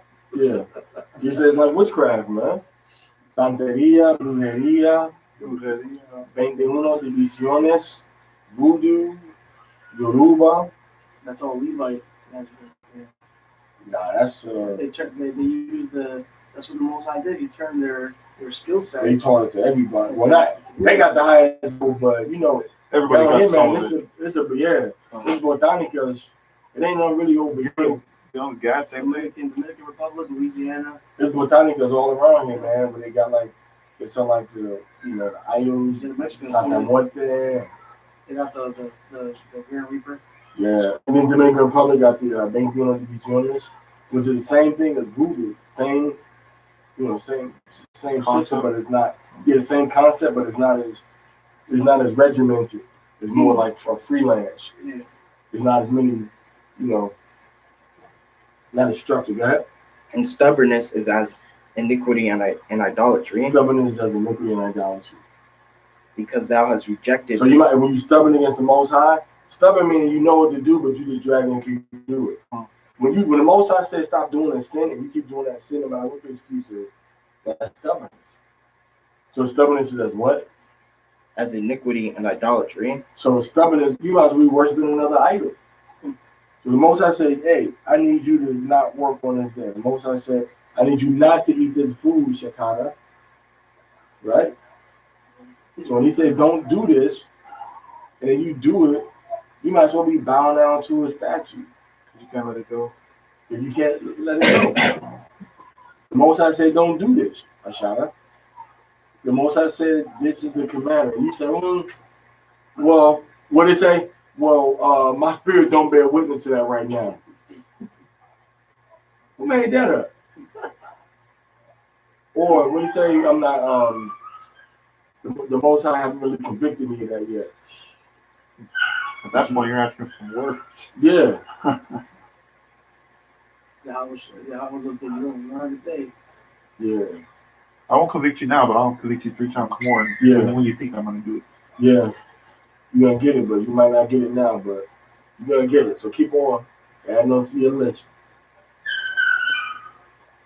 Right, Kaya? I read up. Because thou hast rejected the word of Yahweh, he hath also rejected thee from being king. Because you rejected Yahweh, he rejected you. And being the king, you're gonna reject the children too, man. I'm going into that Hosea, right? Because you rejected me, I also reject you and your children. And then somebody said, you and your mama. The Moses said, nah, you ain't the mama and the children, son and the daughter. Right. Yeah. And Saul said unto Samuel, I have sinned, for I have transgressed the commandment of Yahweh. If this ain't bad enough, let's poor old Saul, man. If this ain't bad enough, after old Samuel died, man, here goes Saul trying to go to a witch to get answers from Saul. From Samuel. Try to talk to his after he passed. So, yeah, try to talk to his. He poured up the spirit. He said, "Yo, why you troubling me, man?" So because he wasn't really doing what he was supposed to, Yahweh took Samuel away from him. But because Yahweh took Samuel from him, he tried to go over Yahweh and try to keep. Right, because Yahweh wasn't answering him. So he said, "Okay, you don't want." He did the opposite. He said, "Okay, Yahweh, since you don't want to answer me, I'm gonna go to Samuel." Come on, man, like. He didn't wait on the Most High. You got how do you say when you get too when you want something right then and there? Impatient, pressed, desperate. Patient, that's it. All right. And thy words, because I feared the people and obeyed their voice. These older people made me do it. Go ahead. Now therefore I pray thee, pardon my sin, and turn again with me, that I may worship Yahweh. And Samuel said unto Saul, I will not return with thee, Wow. for thou hast rejected the word of I Yahweh, ain't dealing with you no more, bro. You cut off. and Yahweh hath rejected thee from being king over Yasha'Allah. Mm. And as Samuel turned about to go away, he laid hold upon the skirt of his mantle, and it rent. And Samuel said unto him, Yahweh hath rent thee the kingdom of Yasha'Allah from thee this day, and hath given it unto the neighbor, and has given it to a neighbor of thine. About David. That is better than that. And let the problems begin. And also the strength of Yasha'Allah will not lie nor repent. For he is not a man that he should repent. And then he said, I have sinned, yet honor me now, I pray thee, before the elders of my people, and before Yasha'Allah, and turn again with me, that I may worship Yahweh the Elohim. So Samuel turned again after Saul, and Saul worshipped Yahweh. Then said Samuel, Bring ye hither to me Agag, the king of the Amalekites. And Agag came to him unto him. So Samuel said, you don't want to kill him? Okay, this is what we're going to do. Bring him here. Go ahead. And Agag came unto him delicately. And Agag said, Surely the bitterness of death is past. And Samuel said, As thy sword hath made woman childless, and so shall thy mother be childless among women. And Samuel hewed Agag in pieces. So, hewed in pieces mean? He just, what instrument did he have? This is probably a battle axe, man. Because that hew, it's like a sword to like cut him in pieces. Mm-hmm. But this sound like, what's the Hebrew word there for hew? First Samuel what? 1 Samuel chapter 15, verse 33. Yeah, he just hewed them in pieces. Yeah, the definition of hew is to chop or cut something, especially a wood or coal, For hew, with an axe. So for hewed, the word was shasat. Yeah, especially an axe, huh? Shasat. What's those? How's it used in other scriptures? With an axe or a sword?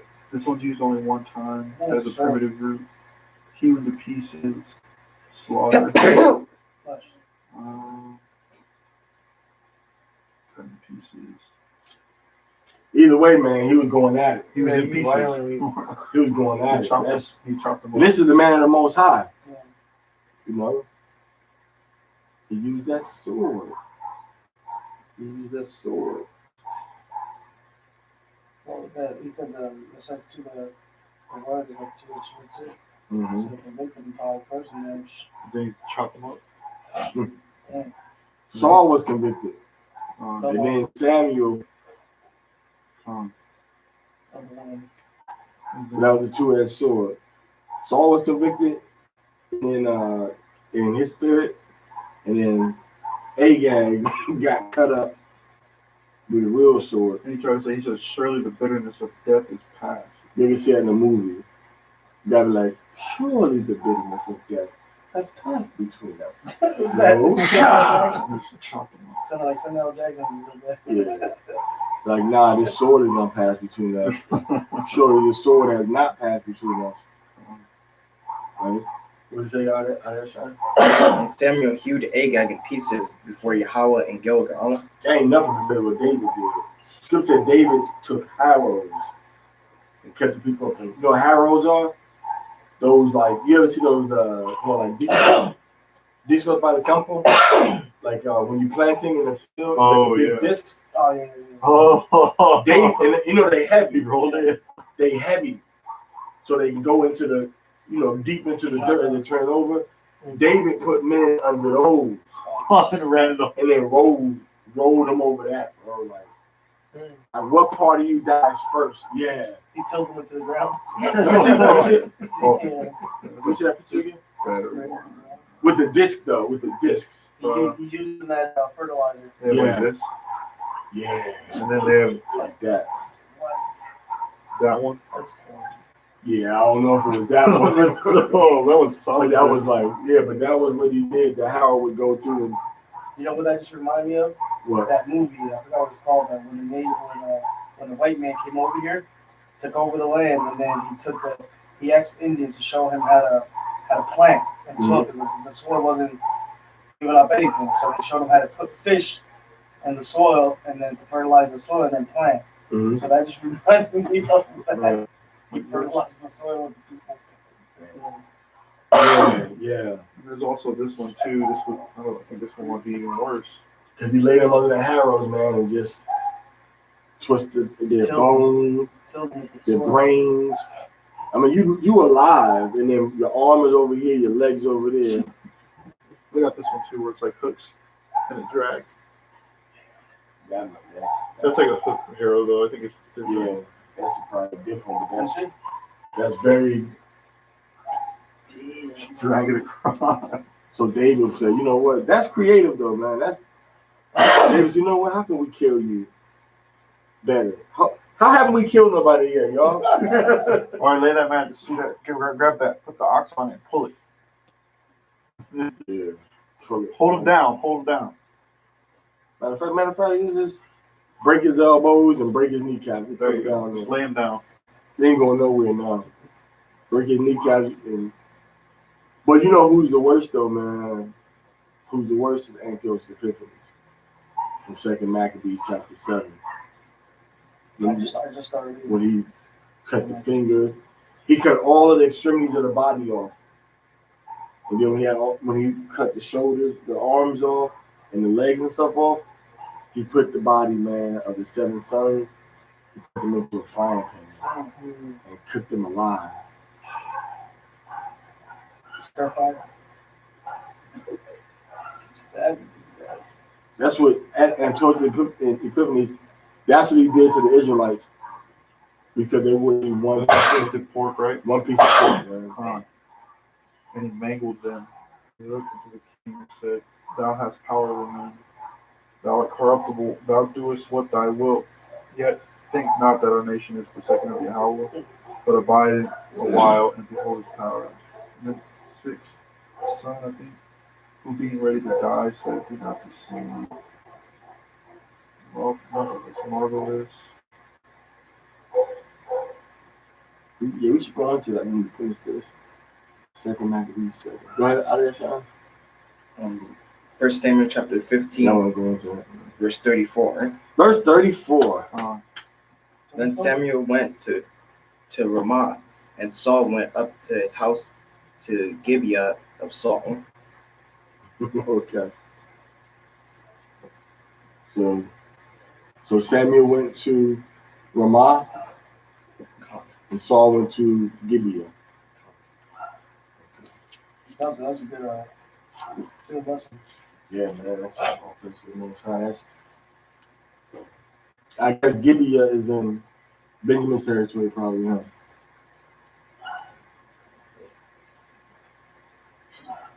Gibeah, man. Yeah. 1 Samuel? 1 Samuel, but it's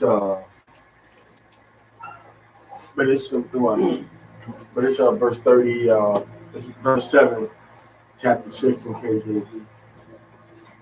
All right, so Maria, Matthew 5, 25 through 30. Yeah, 8 verses.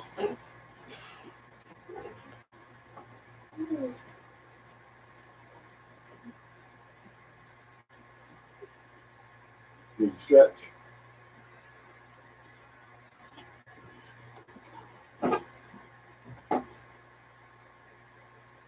Matthew chapter 5, verse 23 to 30. Therefore, if thou bring thy gift to the altar, and there be remembrance that thy brother hath aught against thee. So that means if I know you got a problem. So we talking about different type of sacrifices, man. The law went into the actual sacrifices, and then 1 Samuel went into the actions, avoiding sacrifice by your righteous actions. And now this one's going into interhuman relationships and bad blood between me and you, and then me coming to you, making sure that we solve that issue before I try to deal with the Most High. Read that from the top again. Therefore, if thou bring thy gift to the altar, So I'm going to the Most High bringing a gift, like we just read about that offering that peace offering I'm bringing to the Most High. Go ahead. and there rememberest that thy brother hath aught against thee, And I remember that now my brother has something against me. He got a problem with me. All right, ought against me. All right, with cause. Go ahead. leave there thy gift before the altar, So they say, leave your gift at the altar. Go ahead. and go thy way. First be reconciled to thy brother, And go your way, and then go find your brother and reconcile with him. Go ahead. Make peace between you and him. and then come and offer thy gift. Mm-hmm. Agree with thine adversary quickly, whilst thou art in the way with him. Agree with your adversary quickly while you in the way. Agree with your adversary. So when Esau stopped him, man, like, okay, I need your license registration. Well, you know, I'm this, I'm not, okay, well, here you go. Oh, Like I every have time, it. Just keep it on your little thing, man. It's right up in here. It's right here. You know, keep it right on the left-hand side of your windshield. When you first get in the car, like it's in this envelope right here. Here you go. And you gotta be reaching for nothing. Come. You know what I'm saying? You gotta be reaching for nothing. Go ahead. Lest at any time the adversary deliver thee. Now, Yahweh Shai gonna break it down. That could have solved us a lot of problems. What verse you in? Verse 25. Go ahead. Ooh, 25. Somebody was deep into it, didn't it? Go ahead. To the judge, Read that again. agree with thine adversary quickly, Mm-hmm. whilst thou art in the way with him, Uh-huh. lest at any time the adversary deliver thee to the judge, So your enemy takes you to the judge. Go ahead. and the judge deliver thee to the officer, The judge gonna give you to the bailiff. Bailiff take her into custody. Go ahead. and thou be cast into prison. And then you go to jail. Why? Because you couldn't keep your mouth closed. Because you had to keep talking back. You had to keep disagreeing and disputing. You had to keep contradicting. Well, according to the art, you know, you knock this out of the head before you get Constitution out your mouth, man. Come. Man, if you ain't ready to fight with the so-called white man, don't. See, that's what we a lot of us get that from our mothers. We'll see him and blah, blah, blah, blah, blah, fuss and get all emotional with somebody about a situation. You cannot control it, bro. Shut up. Come. You can't control the situation. Shut up and agree. You was going 60 miles per hour. Man, we was coming through Jersey, man. And on the turn, you know, Jersey cops the highway patrol in Jersey is horrible, man. They horrible. They stopped us. I see them coming behind me way down the highway. Woo, woo, woo. Look at this, but I'm going like almost $1 something, man. So I'm flying by everybody. Ain't nobody going fast for me. So I just pulled over to the right side. Pulled over to the right. He said, "Oh, he stopped me, and hey, Sharad, when we got pulled over in Jersey that time, did he come to the car? Did he tell me to get out? Did I talk to him from the car? Or did I get out? Yeah, he was like, I thought I got out, but I was in the car. He was like, so why'd you pull over? I said, well, I saw you, and I checked my speed, and I looked around me, and I knew you was coming for me. I was like, yo, I saw you in my mirror, then I saw my speed, and then I seen everybody around me. I was passing them. I knew you were coming for me.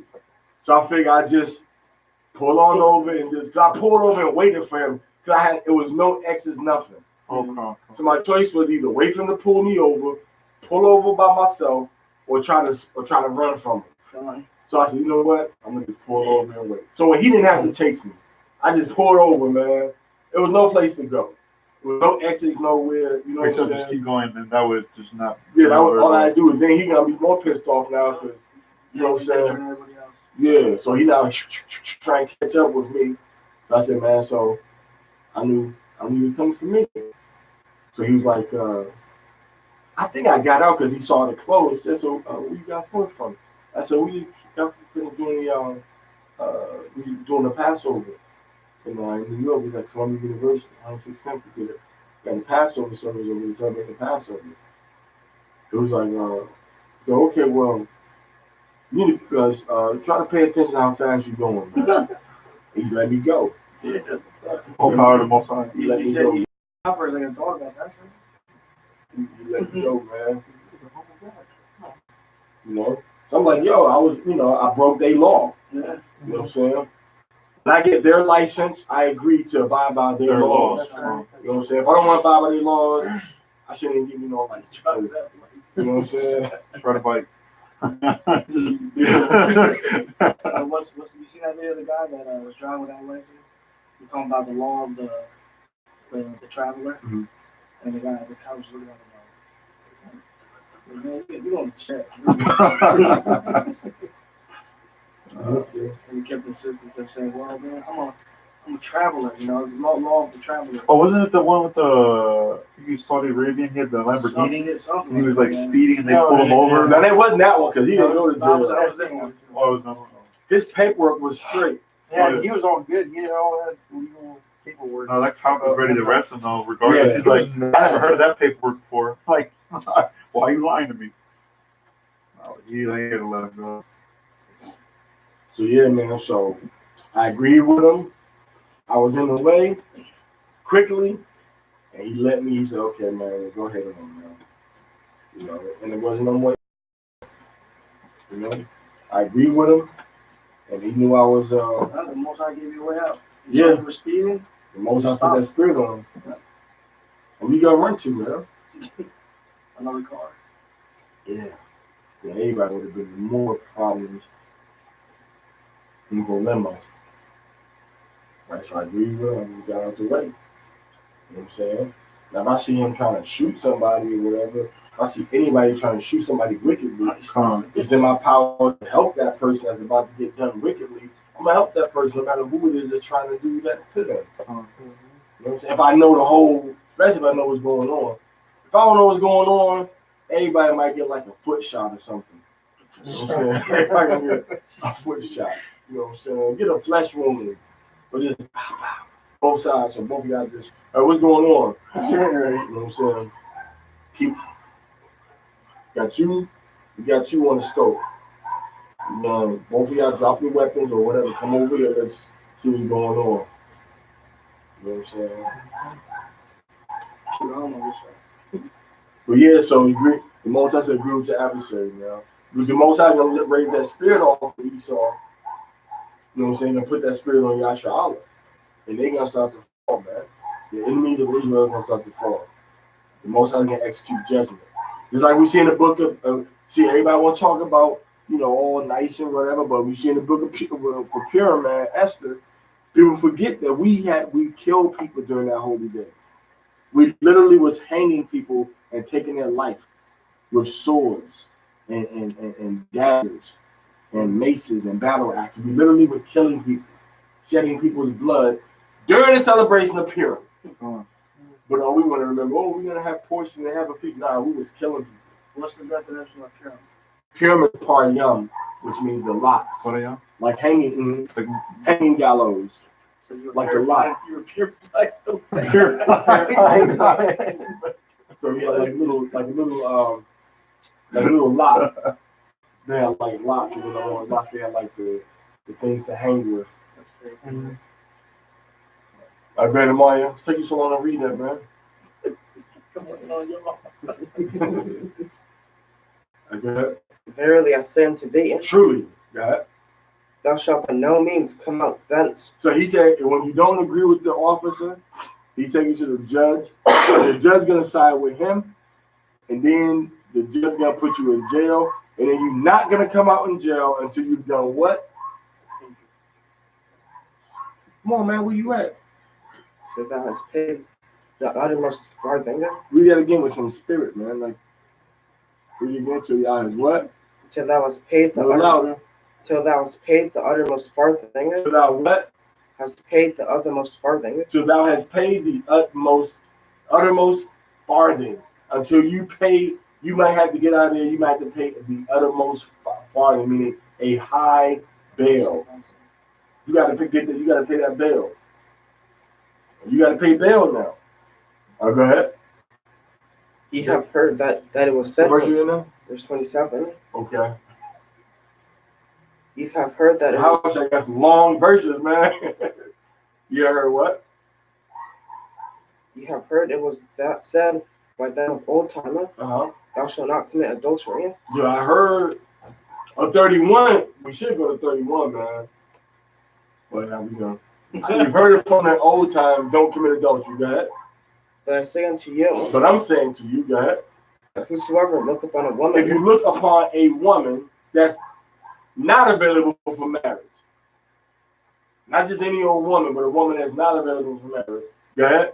to lust after her, To desire a woman that you're not supposed to have. Read. hath committed adultery. You committed adultery by looking upon that woman that you're not supposed to have. Get that plugged in into the moment.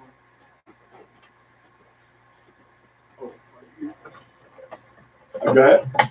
With her already in his heart. So you already committed adultery with her in your heart, man.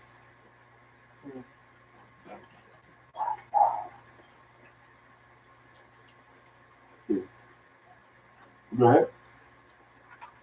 And if thy right eye offend thee, pluck it out, and cast it from thee, for it is profitable for thee that one of thy members should perish, and that not that thy whole body should be cast into hell. So he's saying what? He's saying that it's better for you to go through a lot of turmoil, changes, and do the right thing instead of trying to keep everything all together. And then the Most High end up punishing you. Go ahead. And if thy right hand offend thee, If your right hand, something that's very near and dear and close to you, go ahead. cut it off. If it offends you, Most High say cut it off. Yeah, how is that? You know, it's a metaphor though. Cut your hand off. Because you controlling your hand. That's how you want to control your actions, so you don't got to get to that point. For sure. You know what I'm saying? Control your thoughts, control your actions, which goes back to the whole lesson that we looked at in Leviticus 4 about intentional sin, unintentional sin, doing sin that you don't know it's a sin because you're not focused or paying attention. Go ahead. And cast it from thee, for it is profitable for thee that one of thy members should perish, and not that thy whole body should be cast into hell. Okay. All right, so that's it. That's it. All right, so anybody got any precepts for that? For the eye, for precepts, but it's kind of referring pretty much in the same area in Matthew and Mark, but it's nothing Related.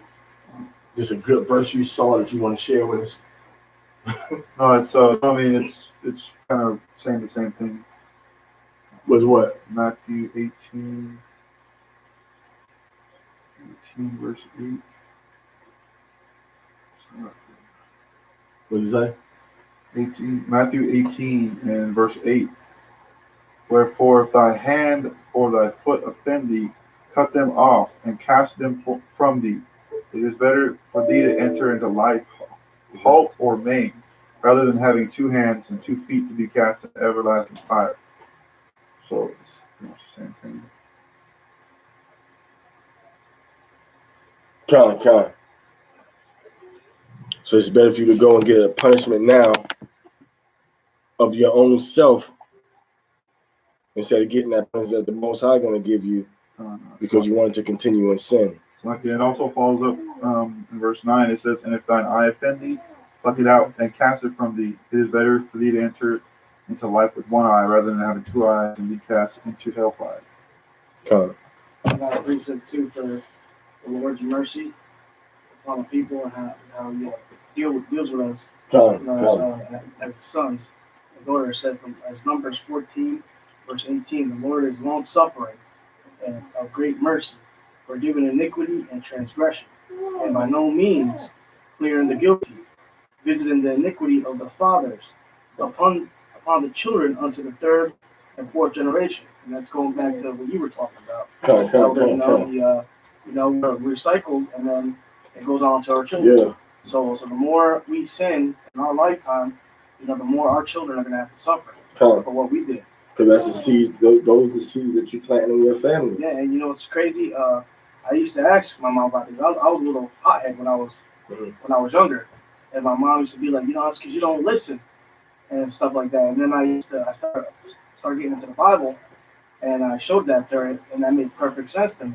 And I was like, look, I behave like this maybe because of my father, because of the things that my father did in his past, Right, or things he might have gotten into. right. She was like, no, you make your own decisions. You do what you do, but you know what? It's in my spirit. Right. You face with the same. Spirit, You face with the same type of temptations, though. You have to live throughout those Christians that he. I mean, I have the choice to not do that stuff, but most likely I'm going to end up doing it. You know. Trade with him. Trade with him. And especially now, you know, in our generations, you know, that we don't have our fathers in the household. You know. It's our job to try to break it. Yeah, they broke in the household so much that the kids don't have their father there. A lot of the families, you know. So that's why a lot of these kids, you know, they fall prey to those temptations, man. Kind. Because they don't have any guidance, you know.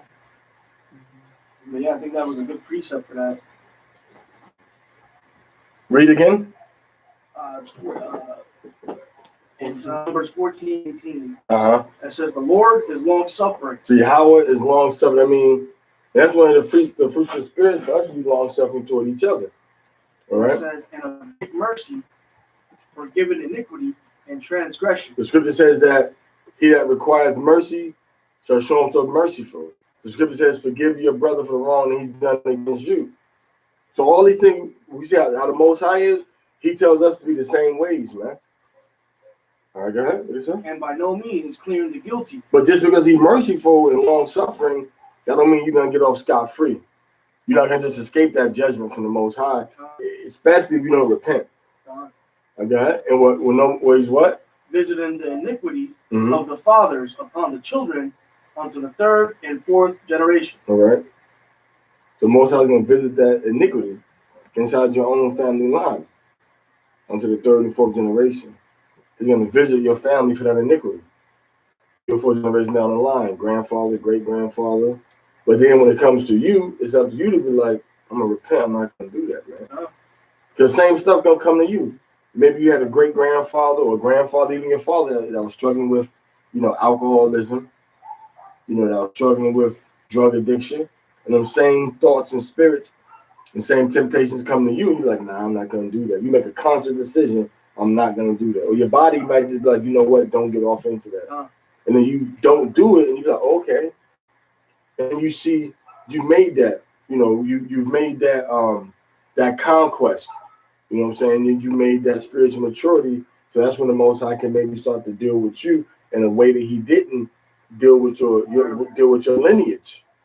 You know what I'm saying? Because your lineage had the same thoughts. Like, nah, I'm going to go ahead and do what I need to do to feel good. And I think also, too, is because, you know, even going on to the past generations, you know, even those sins being passed on to you, maybe our fathers before us, you know, didn't have any knowledge of the truth.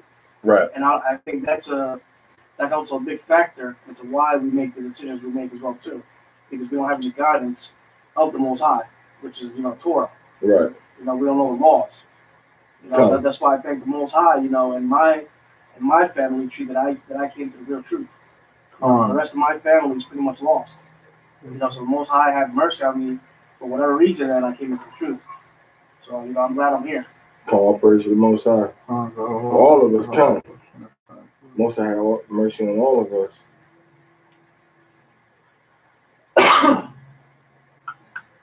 All right, so that's it for right now for the Tawadah. So remember, we're in the 7th day of the week right now on the Shabath day, and we're in the 11th day of the 13th month.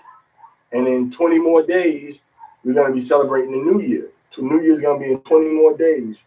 Passover is going to be in 34 nights and 34 afternoons. 34 more nights and 34 afternoons. We're going to go into the Passover. All right, and then on the 35th night, from right now, 35 nights into the future, is when we're going to go into the Feast of Unleavened Bread. All right. Kind of feast. Everybody get all get all that leaven out of your house. really it's dealing with the leaven. The yeast type of products, a product that